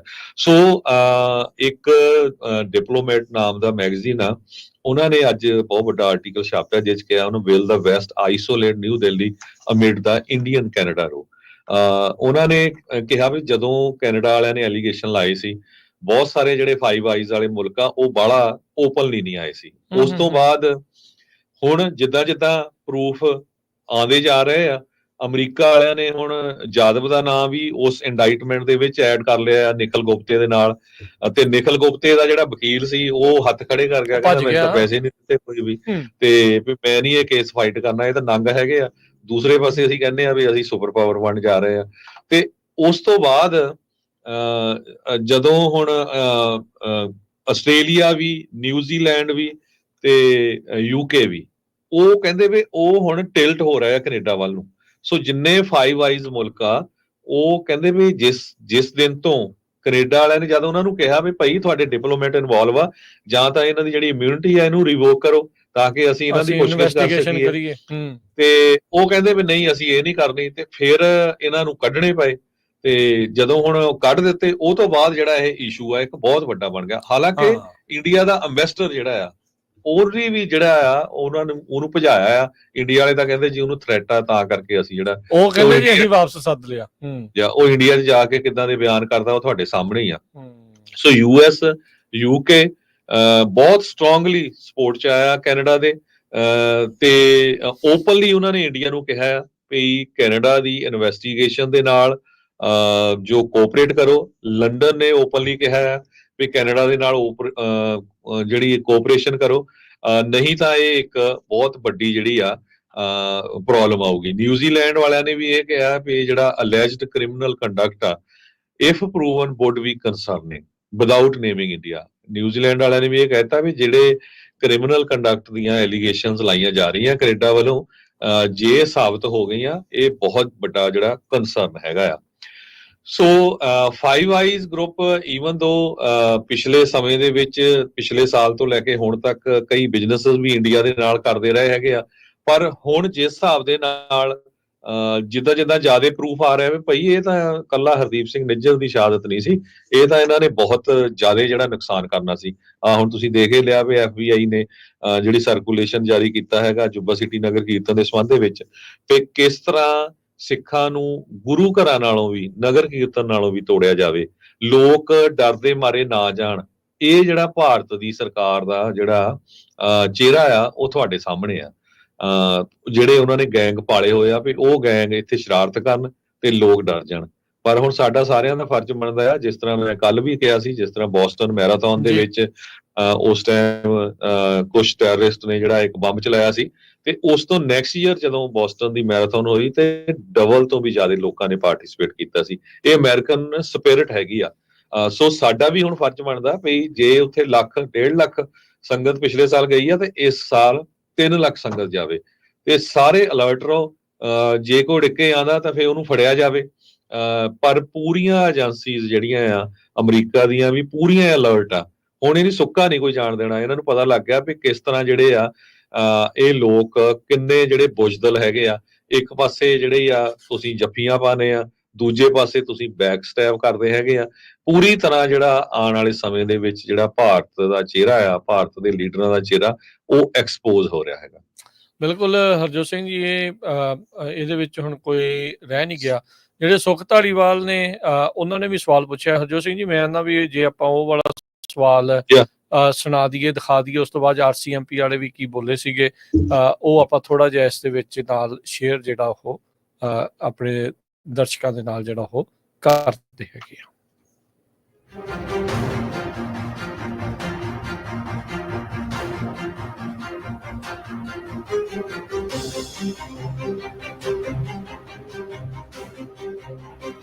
Caters to the assessment that there has been a significant reduction in public safety threats. Thank you for the question, Mr. Chair. And I mentioned earlier that throughout a period of a year and a half, it ebbed and flowed from significant to imminent, and that's when we did duty to warrants. But the actions that were taken on October 14th, our press release, as well as the Government of Canada, Global Affairs Canada's position with the 6 diplomats, we know through our current investigations that we have in place that we've had a significant impact on the threat to public safety to those communities. Okay, how is the RCMP is engaging with the communities to address concerns about the threats that India poses to particular communities? We encourage people to. We do have an engagement strategy in which we have individuals that will reach out to the community. Sometimes we will work as well with the police's jurisdiction liaison people for these communities. And it's to build that trust and build those relationships so people feel comfortable coming forward, explaining what they went through or what they've witnessed. And that was, it was part of the reason as well as to go out publicly, is to get that trust from the community that we're there. We're actioning items to reduce action. We're putting actions in place to reduce public safety, but if they see anything to come forward. Thank you, Mr. Dhaliwal. On y va maintenant, Madame Michaud. We'll now go to Ms. Michaud. ਸੋ ਬਿਲਕੁਲ ਸੁਖ ਧਾਲੀਵਾਲ ਹੋਣਾ ਨੇ ਵੀ ਪੁੱਛਿਆ ਵੀ ਤੁਸੀਂ ਕੀ ਜਿਹੜਾ ਉਹ ਕਰ ਰਹੇ ਆ। ਕਹਿੰਦੇ ਉਹਨਾਂ ਨੇ ਵੀ ਉਹੀ ਦੱਸਿਆ, RCMP ਦੇ ਜਿਹੜੇ ਮੇਨ ਕਮਿਸ਼ਨਰ ਸੀਗੇ, ਵੀ ਭਾਈ ਜਦੋਂ ਸਾਨੂੰ ਪਤਾ ਲੱਗਾ ਵੀ ਹੁਣ ਹੋਰ ਕੋਈ ਚਾਰਾ ਨਹੀਂ ਆ, ਸੋ ਅਸੀਂ ਆਪਣੇ ਜਿਹੜੇ ਕੈਨੇਡੀਅਨਸ ਆ ਉਹਨਾਂ ਨੂੰ ਨਾਲ ਦੇ ਨਾਲ ਜਿਹੜਾ ਉਹ ਦੱਸਿਆ ਵੀ ਇਹ ਇੱਕ ਖਤਰਾ ਹੈ। ਕਹਿੰਦੇ ਵੀ ਪਹਿਲਾਂ ਖਤਰਾ ਥੋੜਾ ਸੀਗਾ, ਥੋੜੇ ਤੋਂ ਬਾਅਦ ਹੌਲੀ ਹੌਲੀ ਇਹ ਖਤਰਾ ਲਗਾਤਾਰ ਵਧਿਆ। ਸੋ ਭਾਰਤ ਨੂੰ ਸੈਂਟਰ ਦੇ ਵਿੱਚ ਰੱਖ ਕੇ ਜਿਹੜੀ ਏਡੀ ਵੱਡੀ ਜਿਹੜੀ ਹੀਅਰਿੰਗ ਹੋਣੀ ਆ, ਇੱਥੋਂ ਇਹ ਸਾਫ਼ ਪਤਾ ਲੱਗ ਰਿਹਾ ਵੀ ਇਸ ਟਾਈਮ ਡਿਪਲੋਮੇਸੀ ਦੇ ਵਿੱਚ ਭਾਰਤ ਨੂੰ ਕਿਸ ਨਜ਼ਰ ਦੇ ਨਾਲ ਉੱਥੇ ਜਿਹੜਾ ਉਹ ਦੇਖਿਆ ਜਾ ਰਿਹਾ। ਨੋ ਡਾਊਟ ਉੱਥੇ ਭਾਰਤ ਪੱਖੀ ਜਿਹੜੇ ਲੋਕ ਇਹ ਕਹਿਣਗੇ ਉਹ ਤੁਹਾਡਾ ਤਾਂ ਐਕਸਪੋਰਟ ਆ, ਤੁਹਾਡਾ ਤਾਂ ਇੰਪੋਰਟ ਆ, ਤੁਹਾਡੇ ਤੇ ਇਦਾਂ ਦੀਆਂ ਚੀਜ਼ਾਂ ਆ, ਤੁਹਾਡੇ ਉਹ ਚੀਜ਼ਾਂ ਆ। ਹੁਣ ਤੁਸੀਂ ਦੇਖੋ ਇਕੱਲਾ ਇਹੀ ਨਹੀਂ ਆ, ਇਮੀਗ੍ਰੇਸ਼ਨ ਦਾ ਵੀ ਕਿੰਨਾ ਜਿਹੜਾ ਉਹਨਾਂ ਨੇ ਸ਼ਿਕੰਜਾ ਜਿਹੜਾ ਉਹ ਕੱਸ ਦਿੱਤਾ ਹੈਗਾ ਆ। ਨੁਕਸਾਨ ਇਵੈਂਚੁਅਲੀ ਫਿਰ ਪੰਜਾਬੀਆਂ ਦਾ ਹੀ ਹੋਣਾ, ਕਿਉਂਕਿ ਪੰਜਾਬੀ ਬਹੁਤੀ ਗਿਣਤੀ ਦੇ ਵਿੱਚ ਕੈਨੇਡਾ ਨੂੰ ਜਿਹੜੇ ਉਹ ਆ ਰਹੇ ਸੀਗੇ। ਕੱਲ ਕੈਨੇਡਾ ਦੀ ਜਿਹੜੀ ਖਬਰ ਆ, ਪੰਜਾਬੀ ਵੀ ਕਈ ਇਹਨਾਂ ਵੀ ਆਵਾ ਵੀ ਜਿਹੜਾ ਉਤ ਜਾਂਦਾ ਵੀ ਕੰਮ ਵੀ ਜਿਹੜੇ ਕਈ ਪੁੱਠੇ ਜਿਹੜੇ ਉਹ ਕਰਨ ਲੱਗ ਜਾਂਦੇ ਹੈਗੇ ਆ। ਹੁਣ ਇਹ ਸਾਰੇ ਮਾਮਲੇ ਦੇ ਵਿੱਚ ਜਿਹੜਾ ਹਰਜੋਤ ਸਿੰਘ ਜੀ ਇਹ ਇੱਥੇ ਹੁਣ ਕਲੀਅਰ ਹੋ ਰਿਹਾ ਆ ਵੀ ਕਿਸ ਤਰੀਕੇ ਦੇ ਨਾਲ ਚੱਲ ਰਿਹਾ। ਕੱਲ ਇੱਕ ਹੋਰ ਇੰਟਰਵਿਊ ਦੇ ਵਿੱਚ ਜਿਹੜੇ ਗੁਰਪਤਵੰਤ ਪੰਨੂ ਆ ਉਹਨਾਂ ਨੇ ਇਹ ਜਿਹੜਾ ਉਹ ਕਿਹਾ ਆ ਵੀ ਜਿਹੜੇ ਭਾਰਤ ਦੇ ਕੌਂਸੂਲੇਟ ਨੇ, ਸਫਾਰਤਖਾਨੇ ਨੇ ਅਮਰੀਕਾ ਤੇ ਕੈਨੇਡਾ ਦੇ ਵਿੱਚ ਇਹ ਸਪਾਈ ਨੈਟਵਰਕ ਜਿਹੜੇ ਇੱਕ ਹਿਸਾਬ ਦੇ ਨਾਲ ਚਲਾ ਰਹੇ ਆ, ਲੋਕਾਂ ਦੀਆਂ ਜਸੂਸੀਆਂ ਕਰਨ ਤੋਂ ਇਲਾਵਾ ਕਹਿੰਦੇ ਵੀ ਇਹਨਾਂ ਨੂੰ ਹੁਣ ਹੋਰ ਕੋਈ ਕੰਮ ਨਹੀਂ ਰਿਹਾ। ਆ ਜਿਹੜੀ ਹੀਅਰਿੰਗ ਹੈ ਇਸ ਦੇ ਵਿੱਚ ਵੀ ਉਹਨਾਂ ਨੇ ਸਪਸ਼ਟ ਜਿਹੜਾ ਉਹ ਦੱਸਿਆ ਵੀ ਇੰਟੀਮੀਡੇਟ ਕਰਨਾ, ਲੋਕਾਂ ਦੇ ਜਿਹੜੇ ਵੀਜ਼ਿਆਂ ਨੂੰ ਰੋਕ ਲੈਣਾ, ਇਹ ਇੱਕ ਹਥਿਆਰ ਭਾਰਤ ਦੀ ਸਰਕਾਰ ਦੇ ਦੁਆਰਾ ਵਰਤਿਆ ਜਾਂਦਾ ਸੀ ਲੋਕਾਂ ਨੂੰ ਆਪਣੀ ਗੱਲ ਮਨਾਉਣ ਦੇ ਲਈ। ਜਿਹੜੇ ਨਹੀਂ ਸੀ ਮੰਨਦੇ ਉਹਨਾਂ ਨੂੰ ਇਸ ਤਰੀਕੇ ਦੇ ਨਾਲ ਨੋ ਫਲਾਈ ਲਿਸਟ, ਬਲੈਕ ਲਿਸਟ ਤੇ ਇਦਾਂ ਦੀਆਂ ਚੀਜ਼ਾਂ ਦੇ ਵਿੱਚ ਪਾ ਦਿੱਤਾ ਜਾਂਦਾ ਸੀਗਾ। ਜਿਹੜੇ ਗੁਰਪਤਵੰਤ ਪੰਨੂ ਆ ਉਹਨਾਂ ਨੇ ਤਾਂ ਇਹ ਵੀ ਜਿਹੜਾ ਉਹ ਆਖਿਆ ਵੀ ਜਿਹੜੇ ਪੱਕੇ ਤੌਰ ਦੇ ਉੱਤੇ, ਸਥਾਈ ਤੌਰ ਦੇ ਉੱਤੇ ਸੌਰੀ ਦੋਨਾਂ ਮੁਲਕਾਂ ਦੇ ਵਿੱਚ ਜਿਹੜੇ ਭਾਰਤੀ ਕੌਂਸੂਲੇਟ ਆ ਉਹਨਾਂ ਨੂੰ ਬੰਦ ਕਰ ਦੇਣਾ ਜਿਹੜਾ ਉਹ ਚਾਹੀਦਾ ਆ, ਤਾਂ ਜੋ ਜਿਹੜੇ ਇਸ ਤਰੀਕੇ ਦੇ ਨਾਲ ਭਾਰਤ ਦੇ ਲੋਕ ਨੇ, ਡਿਪਲੋਮੈਟਸ ਨੇ, ਇਹ ਸਫਾਰਤਖਾਨੇ ਆ ਜਾਂ ਉਹਨਾਂ ਦੇ ਏਜੰਟਸ ਨੇ, ਉਹ ਜੋ ਅਮਰੀਕਾ ਤੇ ਕੈਨੇਡਾ ਦੇ ਵਿੱਚ ਉਹਨਾਂ ਦੀ ਸੋਵਰਨਿਟੀ ਤੇ ਜੋ ਉਹਨਾਂ ਦੇ ਇੱਥੋਂ ਦੇ ਅਮਰੀਕਨਸ ਤੇ ਕੈਨੇਡੀਅਨਸ ਦੇ ਉਲਟ ਜਿਹੜੀਆਂ ਕਾਰਵਾਈਆਂ ਕਰ ਰਹੇ ਆ ਉਹਨਾਂ ਨੂੰ ਬੰਦ ਜਿਹੜਾ ਉਹ ਕਰਵਾਇਆ ਜਾ ਸਕੇ। ਸੋ ਵੱਡੀ ਇਸ ਟਾਈਮ ਜਿਹੜੀ ਚੀਜ਼ ਚੱਲ ਰਹੀ ਹੈ ਟ੍ਰਾਂਸਨੈਸ਼ਨਲ ਡਿਪਰੈਸ਼ਨ ਦਾ ਮੁੱਦਾ ਹਰਜੋਤ ਸਿੰਘ ਜੀ ਆਪਾਂ ਨੂੰ ਪਤਾ ਆ ਵੀ ਇਸ ਟਾਈਮ ਸਿਖਰ ਦੇ ਉੱਤੇ ਆ। ਇਹ ਜਿਹੜਾ ਮੁੱਦਾ ਆ ਬਹੁਤ ਜ਼ਿਆਦਾ ਜਿਹੜਾ ਉਹ ਭਖਿਆ ਪਿਆ ਆ। ਉਧਰ ਨਾਲ ਦੇ ਨਾਲ ਆਪਾਂ ਜਿਹੜਾ ਇਹ ਵੀ ਦੱਸਦੇ ਜਾਈਏ ਵੀ ਜਿਹੜਾ ਨਿਰਭਉ ਤੇ ਨਿਆਂ ਮਾਰਚ ਆ ਉਹ ਵੀ ਚੱਲ ਰਿਹਾ ਆ। ਉਸੇ ਚੀਜ਼ ਨੂੰ ਜਿਹੜਾ ਉਹ ਜਵਾਬ ਦਿੰਦਾ ਹੋਇਆ ਬਾਕੀ ਸ਼ਹੀਦਾਂ ਨੂੰ ਯਾਦ ਕਰਦੇ ਹੋਏ, ਜਿਹੜੇ ਸ਼ਹੀਦ ਹੋਏ ਸੀ ਜਿਹੜੇ 84 ਦੇ ਵਿੱਚ, ਉਹਨਾਂ ਦਾ ਜਿਨ੍ਹਾਂ ਦਾ ਕਤਲੇਆਮ ਹੋਇਆ ਸੀ, ਜਿਹੜੇ ਸ਼ਹੀਦ ਹੋਏ ਸੀ, ਉਹਨਾਂ ਸਾਰਿਆਂ ਦੇ ਨਾਲ ਉਹਨਾਂ ਨੂੰ ਯਾਦ ਕਰਦੇ ਹੋਏ ਸਾਰਾ ਕੁਝ ਚੱਲ ਰਿਹਾ। ਕੁਝ ਕੁ ਮਿੰਟ ਜਿਹੜੇ ਹਰਜੋਤ ਸਿੰਘ ਜੀ ਆਪਣੇ ਕੋਲ ਬਚਿਆ ਤੇ ਆਪਣੇ ਨਾਲ ਜਿਹੜੇ ਨਿਰਭਉ ਤੇ ਨਿਆਂ ਮਾਰਚ ਚੱਲ ਰਿਹਾ ਆ ਉਸ ਦੀ ਜਿਹੜੀ ਅਪਡੇਟ ਦੇਣ ਦੇ ਲਈ ਜਿਹੜੇ ਆਪਣੇ ਨਾਲ ਜੁੜੇ ਨੇ ਕਮਲਜੀਤ ਕੌਰ ਤੇ ਜਸਪ੍ਰੀਤ ਕੌਰ, ਆਪਾਂ ਉਹਨਾਂ ਦੇ ਨਾਲ ਗੱਲਬਾਤ ਕਰਦੇ ਹਾਂ। ਆਪਾਂ ਉਹਨਾਂ ਤੋਂ ਵੀ ਜਿਹੜੀ ਇਨਫੋਰਮੇਸ਼ਨ ਆ ਉਹ ਜਾਣਦੇ ਹਾਂ ਵੀ ਲੇਟੈਸਟ ਕੀ ਜਿਹੜਾ ਉਹ ਚੱਲ ਰਿਹਾ। ਕੱਲ ਲੋਹੜਾਈ ਗੁਰੂ ਘਰ ਵਿਖੇ ਸ਼ਾਮ ਦੇ ਦੀਵਾਨ ਸੀਗੇ, ਅੱਜ ਕਿੱਥੇ ਨੂੰ ਜਾਣਾ ਆ ਤੇ ਫਿਰ ਕਿਉਂਕਿ ਦਿਨ ਹੁਣ ਵਿੱਚ ਸਿਰਫ 2 ਹੀ ਰਹਿ ਗਏ ਆ, ਸੋ ਆਉਂਦੇ ਸ਼ੁੱਕਰਵਾਰ ਨੂੰ 1 ਤਰੀਕ ਨੂੰ ਜਿਹੜਾ ਆਪਾਂ ਕੈਪੀਟਲ ਤੱਕ ਪਹੁੰਚਣਾ ਆ। ਸੋ ਆਓ ਜਾਣਦੇ ਹਾਂ ਲੇਟੈਸਟ ਅਪਡੇਟ ਆਪਣੇ ਨਾਲ ਉਹ ਸਾਂਝੀ ਕਰਦੇ ਆ। ਹਾਂਜੀ ਕਮਲਜੀਤ ਕੌਰ ਜੀ, ਜਸਪ੍ਰੀਤ ਕੌਰ ਜੀ, ਦੋਨਾਂ ਨੂੰ ਜੀ ਆਇਆਂ ਨੂੰ। ਵਾਹਿਗੁਰੂ ਜੀ ਕਾ ਖਾਲਸਾ, ਵਾਹਿਗੁਰੂ ਜੀ ਕੀ ਫਤਿਹ। ਵਾਹਿਗੁਰੂ ਜੀ ਕਾ ਖਾਲਸਾ, ਵਾਹਿਗੁਰੂ ਜੀ ਕੀ ਫਤਿਹ ਜੀ। ਸੋ ਸ਼ੇਅਰ ਕਰੋ ਜੀ ਕੱਲ ਦੇ ਜਿਹੜਾ ਉਹ ਕਿੱਦਾਂ ਦਾ ਰਿਹਾ। ਹੁਣ ਆਪਾਂ 250 ਮੀਲ ਤੋਂ ਪਾਰ 280 ਮੀਲ ਤੱਕ ਮੈਨੂੰ ਲੱਗਦਾ ਵੀ ਜਿਹੜਾ ਪੈਦਲ ਮਾਰਚ ਆ ਉਹ ਪਹੁੰਚ ਚੁੱਕੀ ਆ, ਲੋਹੜਾਈ ਤੋਂ ਚੱਲ ਚੁੱਕੀ ਹੋਣੀ ਆ। ਅੱਜ ਕਿੱਥੇ ਆ ਜੀ ਪੜਾ? ਹਾਂਜੀ ਕੱਲ ਹਾਂਜੀ ਆਪਾਂ ਕੱਲ ਸਟਾਕਟਨ ਗੁਰੂ ਘਰੋਂ ਤੁਰੇ ਸੀਗੇ। ਸੰਗਤ ਦਾ ਬਹੁਤ ਬਹੁਤ ਸ਼ੁਕਰ ਆ, ਉਹ ਸਾਡੇ ਨਾਲ ਜੁੜੀ। ਸੋਮਵਾਰ ਸੀਗਾ, ਕੰਮ ਵਾਲਾ ਦਿਨ ਸੀ, ਲੇਕਿਨ ਤਾਂ ਵੀ ਸੰਗਤ ਨੇ ਆਪਦਾ ਟਾਈਮ ਕੱਢਿਆ, ਜ਼ਰੂਰ ਹਿੱਸਾ ਪਾਇਆ। ਸਾਡੇ ਹੋ ਗਏ ਸੀ 50-60 ਜਾਣੇ ਤੇ ਆਪਣੇ ਕੱਲ ਦੂਜੀਆਂ ਕਮਿਊਨਿਟੀਆਂ ਤੋਂ ਵੀ ਜਿਹੜੀ ਆਪਣੇ ਹੈਗੇ ਆ ਸੰਗਤ ਉਹ ਵੀ ਜੁੜੇ ਸੀਗੇ ਨਾਲ ਤੇ ਬਹੁਤ ਬਹੁਤ ਵਧੀਆ ਦਿਨ ਰਿਹਾ। ਜਿਵੇਂ ਅਸੀਂ ਕੱਲ ਸ਼ਾਮੀ ਲੋਹੜਾਈ ਗੁਰੂ ਘਰ ਨੂੰ ਪਹੁੰਚ ਰਹੇ ਸੀ, ਇੰਨਾ ਸੋਹਣਾ ਲਾਈਕ ਆਨੰਦ ਆਇਆ ਕਿ ਜਿਵੇਂ ਗੁਰੂ ਦੀ ਕਿਰਪਾ ਸੀ। ਸਾਈਡ ਤੇ 7 ਰੰਗੀ ਪੀਂਘ ਸੀ, ਗੁਰਦੁਆਰਾ ਦੱਸ ਰਿਹਾ ਸੀ, ਸਾਰੇ ਜਿਵੇਂ ਆਪਣੇ ਗ੍ਰੇਪ ਵਿਨੀਅਰਡਸ ਹੁੰਦੇ ਆ, ਇੰਨਾ ਸੋਹਣਾ ਮਾਹੌਲ ਸੀ ਕਿ ਸਾਨੂੰ ਗੁਰੂ ਦੀ ਕਿਰਪਾ ਕਿ ਆਪਾਂ ਪੂਰੀ ਸੰਗਤ ਨਾਲ ਸਹੀ ਸਲਾਮਤ ਉੱਥੇ ਪਹੁੰਚੇ। ਕੱਲ ਸ਼ਾਮੀ ਬਹੁਤ ਸੋਹਣਾ ਦੀਵਾਨ ਹੋਇਆ, ਬਹੁਤ ਸੋਹਣਾ ਪ੍ਰੋਗਰਾਮ ਹੋਇਆ ਤੇ ਅੱਜ ਸਵੇਰੇ ਜਸਪ੍ਰੀਤ ਕੌਰ ਤੁਹਾਨੂੰ ਦੱਸ ਸਕਦੀ ਹੈ ਕਿ ਆਪਾਂ ਅੱਜ ਕਿਤੇ ਨੂੰ ਚੱਲੇ ਜੀ। ਹਾਂਜੀ ਸੋ ਕੱਲ ਵੀ ਸਾਡੇ ਨਾਲ ਹੋਰ ਵੀ ਕਮਿਊਨਿਟੀਆਂ ਜੁੜੀਆਂ ਸੀਗੀਆਂ ਤੇ ਬਹੁਤ ਸਾਨੂੰ ਵਧੀਆ ਲੱਗਾ ਸੀਗਾ ਵੀ ਆਪਾਂ ਸੋਚਿਆ ਸੀਗਾ ਵੀ ਚਲੋ ਦਿਨ ਸੋਮਵਾਰ ਦਾ ਆ ਤੇ ਸ਼ਾਇਦ ਸੰਗਤ ਘੱਟ ਜਾਣੀ ਆ, ਪਰ ਜਿਵੇਂ ਕਮਲਜੀਤ ਕੌਰ ਨੇ ਕਿਹਾ ਵੀ ਆਪਣੇ ਨਾਲ ਇੱਕ ਵਕਤ ਤਾਂ ਸਾਡੇ ਦਾ 50 ਜਾਣੇ ਹੋਣੇ ਆ ਨਾਲ ਜਿਹੜੇ ਤੁਰਦੇ ਸੀਗੇ ਨਾਲ। ਸੋ ਬਹੁਤ ਵਧੀਆ ਲੱਗਾ ਤੇ ਅੱਜ ਹੁਣ ਬਸ ਲੋਹੜਾਈ ਗੁਰੂ ਘਰ ਤੋਂ ਤੁਰ ਪਏ ਆ ਤੇ ਗਾਲਟ ਪਹੁੰਚਣਾ ਆ ਐਮਰਲਡ ਵਿਸਟਾ ਪਾਰਕ। ਤੇ ਉੱਥੇ ਸੰਗਤਾਂ ਨੂੰ ਲੋਕਲ ਸੰਗਤਾਂ ਨੂੰ ਬੇਨਤੀ ਆ ਵੀ ਤੁਸੀਂ ਐਮਰਲਡ ਵਿਸਟਾ ਪਾਰਕ ਤੇ ਜ਼ਰੂਰ ਪਹੁੰਚ ਆਇਓ। ਗਾਲਟ ਦੇ ਵਿੱਚ ਅਸੀਂ ਉੱਥੇ 5:30 ਵਿੱਚ ਪਹੁੰਚ ਜਾਓ। ਤੁਸੀਂ ਉੱਥੇ 5 ਵਜੇ ਜ਼ਰੂਰ ਪਹੁੰਚ ਜਾਇਓ ਤੇ ਵੈਲਕਮ ਕਰਨ ਵਾਸਤੇ ਆਪਾਂ ਉੱਥੇ ਇਕੱਠੇ ਬਹਿ ਕੇ ਦੀਵਾਨ ਕਰੋਗੇ, ਵਿਚਾਰ ਸਾਂਝੇ ਕਰੋਗੇ ਤੇ ਫਿਰ ਅਗਲੀ ਤਿਆਰੀਆਂ ਹੋ ਗਈਆਂ ਤੇ ਫਿਰ ਉਸ ਤੋਂ ਬਾਅਦ ਦੇ ਵਿੱਚ ਤਾਂ ਜਸਪ੍ਰੀਤ ਜੀ ਸਿਰਫ 2 ਹੀ ਦਿਨ ਜਿਹੜੇ ਉਹ ਰਹਿ ਗਏ ਆ, ਗੁਰਦੁਆਰਾ ਸਾਹਿਬ, ਫਿਰ ਬਰੈਡ ਸ਼ਾਹ ਤੇ ਫਿਰ ਗੁਰਦੁਆਰਾ ਸਾਹਿਬ ਜਿਹੜਾ ਵੈਸਟ ਸੈਕਰਾਮੈਂਟੋ। ਹਾਂਜੀ ਸੋ ਸਾਰੇ ਲੋਕ ਸੰਗਤ ਨੂੰ ਇਹ ਬੇਨਤੀ ਹੈ ਤੁਸੀਂ ਜ਼ਰੂਰ ਆਪਣਾ ਉਹੀ ਵਿੱਚ ਆਪਣਾ ਹਿੱਸਾ ਪਾਵੋ ਹਨਾ, ਭਾਵੇਂ ਤੁਸੀਂ ਸ਼ਾਮ ਨੂੰ ਗੁਰਦੁਆਰਾ ਸਾਹਿਬ ਪਹੁੰਚਿਆ ਕਰਿਓ ਜਾਂ ਤੁਸੀਂ ਜੇ ਸਾਡੇ ਨਾਲ ਤੁਰ ਸਕਦੇ ਆ ਭਾਵੇਂ ਅੱਧਾ ਮੀਲ ਤੁਰ ਲਿਓ, ਸਾਡੇ ਕੋਲ ਬੈਨਾਂ ਦਾ ਸਾਰਾ ਪ੍ਰਬੰਧ ਹੈਗਾ ਆ। ਸੋ ਤੁਸੀਂ ਵਿੱਚ ਬੈਠ ਵੀ ਸਕਦੇ ਆ, ਸਾਹ ਲੈ ਲਓ, ਵਿੱਚ ਵੀ ਨਾਲ ਤੁਰ ਲਿਆ ਕਰਿਓ। ਸੋ ਜ਼ਰੂਰੀ ਨਹੀਂ ਹੈਗਾ ਵੀ ਤੁਸੀਂ ਸਾਰਾ ਰਸਤਾ ਤੁਰਨਾ ਹੀ ਆ, ਤੇ ਆਪਣਾ ਲੰਗਰ ਪਾਣੀ ਦਾ ਸਾਰਾ ਪ੍ਰਬੰਧ ਹੈਗਾ ਆ, ਵੀ ਜਿਹੜੀਆਂ ਸਪਲਾਈਜ਼ ਦੀ ਲੋੜ ਆ ਉਹ ਵੀ ਸਾਰੀਆਂ ਹੈਗੀਆਂ ਆ। ਸੋ ਉਹੀ ਆ, ਬਸ 2-4 ਦਿਨ ਰਹਿ ਗਏ ਆ। ਨਵੰਬਰ 1 ਸ਼ੁੱਕਰਵਾਰ ਉਦਣ ਬਹੁਤ ਜ਼ਰੂਰੀ ਆ ਵੀ ਉਦਣ ਆਪਾਂ ਸਾਰੀ ਸੰਗਤਾਂ ਨੇ ਉੱਥੇ ਸੈਕਰਾਮੈਂਟੋ ਸਟੇਟ ਕੈਪੀਟਲ ਬਹੁਤ ਜ਼ਰੂਰੀ ਉੱਥੇ ਆਪਣਾ ਪਹੁੰਚਣ ਦਾ। ਇਹ ਨਹੀਂ ਸੋਚਣਾ ਹੈਗਾ ਵੀ ਚਲੋ ਇੱਕ ਦਾ ਕੋਈ ਫਰਕ ਨਹੀਂ ਪੈਂਦਾ, ਚਲੋ ਮੈਂ ਰਹਿਣ ਦਿੰਦੇ ਆ। ਗੁਰੂ ਮਹਾਰਾਜ ਨੇ ਗੱਲ ਕਹੀ ਵੀ 1.25 ਲੱਖ ਵੀ ਆਪਾਂ ਉੱਥੇ ਲੱਖਾਂ ਦੇ ਹਿਸਾਬ ਨਾਲ ਸੰਗਤ ਲੈ ਕੇ ਜਾਣੀ ਆ। ਜੀ ਹਾਂਜੀ, ਤੇ ਉੱਥੇ ਆਪਾਂ ਬੱਸਾਂ ਦਾ ਵੀ ਪ੍ਰਬੰਧ ਕੀਤਾ ਆ। ਸੋ ਆਪਾਂ ਇੱਕ ਬੱਸ ਜਾਣੀ ਆ ਫਰੈਜ਼ਨੋ ਤੋਂ ਤੇ ਇੱਕ ਬੱਸ ਜਾਣੀ ਆ ਸੀਰੀਜ਼ ਤੋਂ। ਤੇ ਕਮਲ ਜੀ ਤੁਸੀਂ ਦੱਸ ਦਿਓ ਵੀ ਫਰੈਜ਼ਨੋ ਕਿਹੜੇ ਗੁਰੂ ਘਰ ਤੋਂ ਜਾਣੀ, ਕਿੰਨੇ ਵਜੇ ਤੁਰਨੀ ਆ?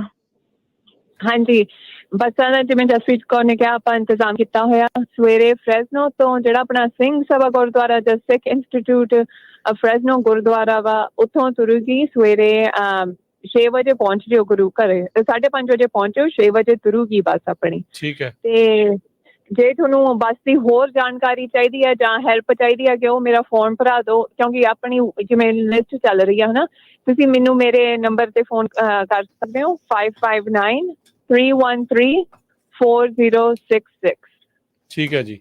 ਹਾਂਜੀ, ਤੇ ਇੱਕ ਬੱਸ ਫਿਰ ਜਾਣੀ ਆ ਸੀਰੀਅਸ ਗੁਰੂ ਘਰ ਤੋਂ ਜਿਹੜਾ ਹੈਚ ਰੋਡ ਤੇ ਆ ਹਨਾ, ਇੱਕ ਉੱਥੋਂ ਜਾਣੀ ਆ। ਉੱਥੇ ਸੰਗਤ ਨੂੰ ਬੇਨਤੀ ਆ ਵੀ ਤੁਸੀਂ 6:30 ਵਜੇ ਪਹੁੰਚ ਜਾਇਓ, ਕਿਉਂਕਿ ਉੱਥੇ 7 ਵਜੇ ਤੁਰ ਪੈਣੀ ਆ ਬੱਸ। ਤੇ ਜੇ ਤੁਸੀਂ ਸੀਰੀਅਸ ਗੁਰੂ ਘਰ ਵਾਲੀ ਬੱਸ ਦੀ ਕੋਈ ਜਾਣਕਾਰੀ ਲੈਣੀ ਆ, ਉਹ ਤੁਸੀਂ ਮੈਨੂੰ ਸਿੱਧਾ ਫੋਨ ਕਰ ਲਿਓ 2095969847। ਤੁਸੀਂ ਵੈਬਸਾਈਟ ਤੇ ਜਾ ਕੇ ਵੀ ਉਹ ਫਾਰਮ ਭਰ ਸਕਦੇ ਆ, ਤੇ ਜੇ ਤੁਸੀਂ ਸਾਨੂੰ ਫੋਨ ਕਰ ਲਿਓ ਅਸੀਂ ਵੀ ਤੁਹਾਡੇ ਲਈ ਉਹ ਫਾਰਮ ਭਰ ਦੇਵਾਂਗੇ। ਸੋ ਬਹੁਤ ਜ਼ਰੂਰੀ ਇਹ ਆ ਵੀ ਆਪਾਂ ਕਹਿਣਾ ਵੀ ਆਪਾਂ ਉੱਥੇ ਸੰਗਤ ਜ਼ਰੂਰ ਲੈ ਕੇ ਜਾਣੀ ਆ। ਵੀ ਚਲੋ ਕੰਮਕਾਰ ਹੁੰਦੇ ਰਹਿਣੇ ਆ, ਤੁਸੀਂ ਆਪਣੀ ਛੁੱਟੀ ਕਰੋ, ਆਪਣੇ ਬੱਚੇ ਦੀ ਛੁੱਟੀ ਕਰ ਸਕਦੇ ਆ, ਕਿਉਂਕਿ ਇਹ ਕਈ ਪੜ੍ਹਾਈਆਂ ਹੁੰਦੀ ਤੁਸੀਂ ਆਪਣੇ ਸਕੂਲਾਂ 'ਚ ਸਿੱਖਦੇ ਆ ਵੀ ਜਿਹੜੀ ਸਿੱਖੀ ਦੀ ਪੜ੍ਹਾਈ ਆ ਉਹ ਤੁਹਾਨੂੰ ਸੰਗਤ ਦੇ ਵਿੱਚ ਰਲ ਮਿਲ ਕੇ ਤੁਹਾਨੂੰ ਉੱਥੇ ਮਿਲਣੀ ਆ। ਤੇ ਇਸ ਵੇਲੇ ਬਹੁਤ ਜ਼ਰੂਰੀ ਵੀ ਆਪਾਂ ਉੱਥੇ 1 ਤਰੀਕ ਨੂੰ ਜ਼ਰੂਰ ਪਹੁੰਚਣਾ ਆ। ਜੀ ਠੀਕ ਹੈ, ਧੰਨਵਾਦ ਜਸਪ੍ਰੀਤ, ਧੰਨਵਾਦ ਕਮਲਜੀਤ, ਤੇ ਬਹੁਤ ਬਹੁਤ ਸ਼ੁਕਰੀਆ ਇਹ ਇਨਫੋਰਮੇਸ਼ਨ ਸਾਂਝੀਆਂ ਕਰਨ ਦੇ ਲਈ। ਧੰਨਵਾਦ। ਵਾਹਿਗੁਰੂ ਜੀ ਕਾ ਖਾਲਸਾ, ਵਾਹਿਗੁਰੂ ਜੀ ਫਤਿਹ। ਬਿਲਕੁਲ ਸਰੋਤਿਆਂ ਨੂੰ ਦੱਸਦੇ ਜਾਈਏ, ਗੁਰਦੁਆਰਾ ਸਾਹਿਬ ਬਰਾੜ ਸ਼ਾਹ ਤੇ ਗੁਰਦੁਆਰਾ ਸਾਹਿਬ ਵੈਸਟ ਸੈਕਰਾਮੈਂਟੋ ਐਗਜ਼ੀਬਿਸ਼ਨ ਵੀ ਲੱਗਣੀ ਹੈ ਰਾਜਕਨਵੀਰ ਸਿੰਘ ਜੀ। ਆਰਟ ਦਾ ਵੀ ਆ ਮੇਰੇ ਖਿਆਲ ਨਾਲ ਛੱਡ ਗਈ ਆ। ਹਾਂਜੀ ਹੈਗੇ ਨਾਲ ਹੀ ਆਰਟ ਦਾ ਐਗਜ਼ੀਬਿਸ਼ਨ ਵੀ ਲੱਗ ਰਿਹਾ। ਆਪਣੇ ਨਾਲ ਕਲਾਕਾਰ ਜੁੜੇ ਹੋਏ ਆ ਜਿਹੜੇ ਉਹ ਇਹ ਲੀਡ ਕਰ ਰਹੇ ਆ। ਤੇ ਆਰਟ ਐਗਜ਼ੀਬਿਸ਼ਨ ਇਹ ਜਿਹੜੇ ਬਰੈਡ ਸ਼ਾਹ ਗੁਰੂ ਘਰ ਤੇ ਨਾਲ ਦੇ ਨਾਲ ਵੈਸਟ ਸੈਕਰਾਮੈਂਟੋ ਦੋਨੋਂ ਜਗ੍ਹਾ ਜਿਹੜੀ ਉਹ ਹੋਣੀ ਆ, ਦੋਨੇ ਜਗ੍ਹਾ ਤੇ ਨਾਲੇ ਨਵੰਬਰ 1 ਨੂੰ ਵੀ ਲੱਗੂਗਾ, ਉੱਥੇ ਆਪਾਂ ਸਾਰਾ ਲੈ ਕੇ ਜਾਵਾਂਗੇ। ਠੀਕ ਹੈ। ਸੋ ਵੈਸਟ ਸੈਕਰਾਮੈਂਟੋ ਗੁਰਦੁਆਰਾ ਸਾਹਿਬ ਜਿਹੜਾ 1 ਤਰੀਕ ਨੂੰ ਕਿੰਨੇ ਵਜੇ ਸਵੇਰੇ ਤੁਰਨਾ, ਤਾਂ ਕਿ ਜਿਹੜੀਆਂ ਸੰਗਤਾਂ ਬੇਰੀਏ ਤੋਂ, ਯੂਬਾ ਸਿਟੀ ਤੋਂ, ਰੀਨੋ ਵੱਲੋਂ ਦੂਰੋਂ ਆਉਣਾ, ਉਹਨਾਂ ਨੂੰ ਪਤਾ ਹੋਵੇ ਵੀ ਕਿਹੜੇ ਟਾਈਮ ਆਪਾਂ ਜਾਂ ਵੈਸਟ ਸੈਕਰਾਮੈਂਟੋ ਗੁਰਦੁਆਰਾ ਸਾਹਿਬ ਪਹੁੰਚੀਏ ਜਾਂ ਸਿੱਧਾ ਸਟੇਟ ਕੈਪੀਟਲ ਤੇ। ਹਾਂਜੀ, ਜੇ ਤੁਸੀਂ ਸੈਕਰਾਮੈਂਟੋ ਨਾਲ ਆਪਣੀ ਆਖਰੀ ਜਿਹੜੀ ਤੋਰ ਹੈਗੀ ਆ 3 ਮੀਲਾਂ ਦੀ ਨਾਲ ਤੋੜ ਕੇ ਜਾਣਾ, ਸਵੇਰੇ ਤੁਸੀਂ 8:30 ਵਜੇ ਨੂੰ ਗੁਰਦੁਆਰੇ ਵਿੱਚ ਪਹੁੰਚ ਜਿਓ। ਠੀਕ ਹੈ ਜੀ। ਤੇ ਜੇ ਤੁਹਾਨੂੰ ਲੱਗਦਾ ਕਿ ਤੁਹਾਡਾ ਟਾਈਮ ਵੱਧ ਜਾਣਾ, ਲਾਈਕ ਉਹ 9:30 10 ਵੱਜ ਜਾਣੇ ਆ, ਫਿਰ ਤੁਸੀਂ ਸਿੱਧਾ ਕੈਪੀਟਲ ਜਾਇਓ, ਸੈਕਰਾਮੈਂਟੋ ਕੈਪੀਟਲ, ਤੇ ਉੱਥੇ ਆਪਣਾ ਬੰਦੇ ਹੋਣਗੇ ਤੁਹਾਨੂੰ ਵੈਲਕਮ ਕਰਨ ਲਈ। ਲੇਕਿਨ ਆਪਣਾ 10 ਵਜੇ ਤੱਕ ਉੱਥੇ ਪਹੁੰਚ ਜਿਓ ਜ਼ਰੂਰ। ਠੀਕ ਹੈ ਜੀ। ਠੀਕ ਹੈ ਜੀ। So thank you Kamaljit, thank you Jaspreet. Waheguru ji ਕਾ ਖਾਲਸਾ, ਵਾਹਿਗੁਰੂ ਜੀ ਕਾ ਖਾਲਸਾ, ਵਾਹਿਗੁਰੂ ਜੀ ਕੀ ਫਤਿਹ। ਸੋ ਬਿਲਕੁਲ ਰਾਜਕਰਮਵੀਰ ਸਿੰਘ ਜੀ, ਬਹੁਤ ਸਾਰੇ ਸਰੋਤੇ ਜਿਹੜੇ ਆ, ਬਹੁਤ ਸਾਰੇ ਲੋਕ ਇਹ ਸੋਚਦੇ ਸੀ ਵੀ ਜਿਹੜੇ ਜੀ ਇਹ ਪੈਦਲ ਮਾਰਚ ਚੱਲ ਰਿਹਾ ਇਹਦਾ ਕੀ ਰਿਜ਼ਲਟ ਨਿਕਲੂਗਾ। ਮੈਂ ਦੇਖਦਾ ਵੀ ਹਰ ਰੋਜ਼ ਜਿਹੜੇ ਸ਼ਹਿਰ ਵੀ ਇਹ ਪਹੁੰਚਦੇ ਆ, ਬੇਕਰਸਫੀਲਡ ਤੋਂ ਲੈ ਕੇ ਹਰ ਇੱਕ ਲੋਕਲ ਟੀਵੀ ਨੇ, ਹਰ ਇੱਕ ਲੋਕਲ ਨਿਊਜ਼ਪੇਪਰ ਨੇ ਇਹ ਖਬਰ ਨੂੰ ਕਵਰ ਕੀਤਾ ਵੀ ਭਾਈ ਸਿੱਖਾਂ ਨੂੰ 40 ਸਾਲ ਸਿੱਖਾਂ ਦੇ ਕਤਲੇਆਮ ਦੇ ਹੋ ਗਿਆ, ਹਜੇ ਤਾਈਂ ਜਸਟਿਸ ਨਹੀਂ ਮਿਲਿਆ, ਸਿੱਖ ਜੈਨੋਸਾਈਡ ਹੋਇਆ ਹੈਗਾ। ਸੋ ਹੁਣ ਅਲਟੀਮੇਟਲੀ ਆਪਾਂ ਸਟੇਟ ਕੈਪੀਟਲ ਤੇ ਪਹੁੰਚਣਾ ਆ, ਉੱਥੇ ਇਲੈਕਟਡ ਆਫੀਸ਼ੀਅਲਸ ਵੀ ਆਉਣਗੇ। ਸੋ ਜੇ ਆਪਾਂ ਇਸ ਗੱਲ ਤੇ ਵੀ ਨਹੀਂ ਵੀ ਬਹੁਤ ਸਾਰੇ ਲੋਕ ਜਿਹੜੇ ਉਹ ਡਰਦੇ ਰਹਿੰਦੇ, ਨਹੀਂ ਅਸੀਂ ਆਜ਼ਾਦੀ ਦੀ ਗੱਲ ਨਹੀਂ ਕਰਦੇ ਹੈਗੇ, ਪਰ ਘੱਟੋ ਘੱਟ ਜਿਹੜਾ ਤੁਹਾਡੇ ਤੇ ਜ਼ੁਲਮ ਹੋਇਆ ਨਾ ਉਹਦੀ ਗੱਲ ਤਾਂ ਕਰ ਸਕਦੇ ਆ ਨਾ, ਉਹਦੀ ਗੱਲ ਤਾਂ ਕਰੋ। ਹਰ ਇੱਕ ਪੰਜਾਬੀ ਭੈਣ ਭਰਾ ਦਾ ਫਰਜ਼ ਬਣਦਾ ਹੈਗਾ, ਨੋ ਮੈਟਰ ਤੁਸੀਂ ਸਿੱਖ ਆ, ਹਿੰਦੂ ਆ, ਮੁਸਲਮਾਨ ਆ, ਕ੍ਰਿਸਚਨ ਆ, ਸਾਰਿਆਂ ਨੂੰ ਪਤਾ ਵੀ ਸਿੱਖਾਂ ਨਾਲ ਬਹੁਤ ਧੱਕਾ ਹੋਇਆ ਨਵੰਬਰ 1984 ਦੇ ਵਿੱਚ, ਜੂਨ 1984 ਦੇ ਵਿੱਚ। ਸੋ ਪਲੀਜ਼ ਜਿੰਨੇ ਵੀ ਵੱਧ ਤੋਂ ਵੱਧ, ਕਿਉਂਕਿ ਨਗਰ ਕੀਰਤਨ ਤੇ ਆਪਾਂ ਸਾਰਿਆਂ ਨੇ ਜਾਣਾ ਹੀ ਆ, ਉੱਥੇ ਲੱਖਾਂ ਦੇ ਹਿਸਾਬ ਨਾਲ ਹੋਣੀ ਹੈ ਸੰਗਤ, ਤੇ ਸ਼ੁੱਕਰਵਾਰ ਨੂੰ ਆਪਾਂ ਸੈਕਰਾਮੈਂਟੋ ਚ ਪਹੁੰਚੀਏ।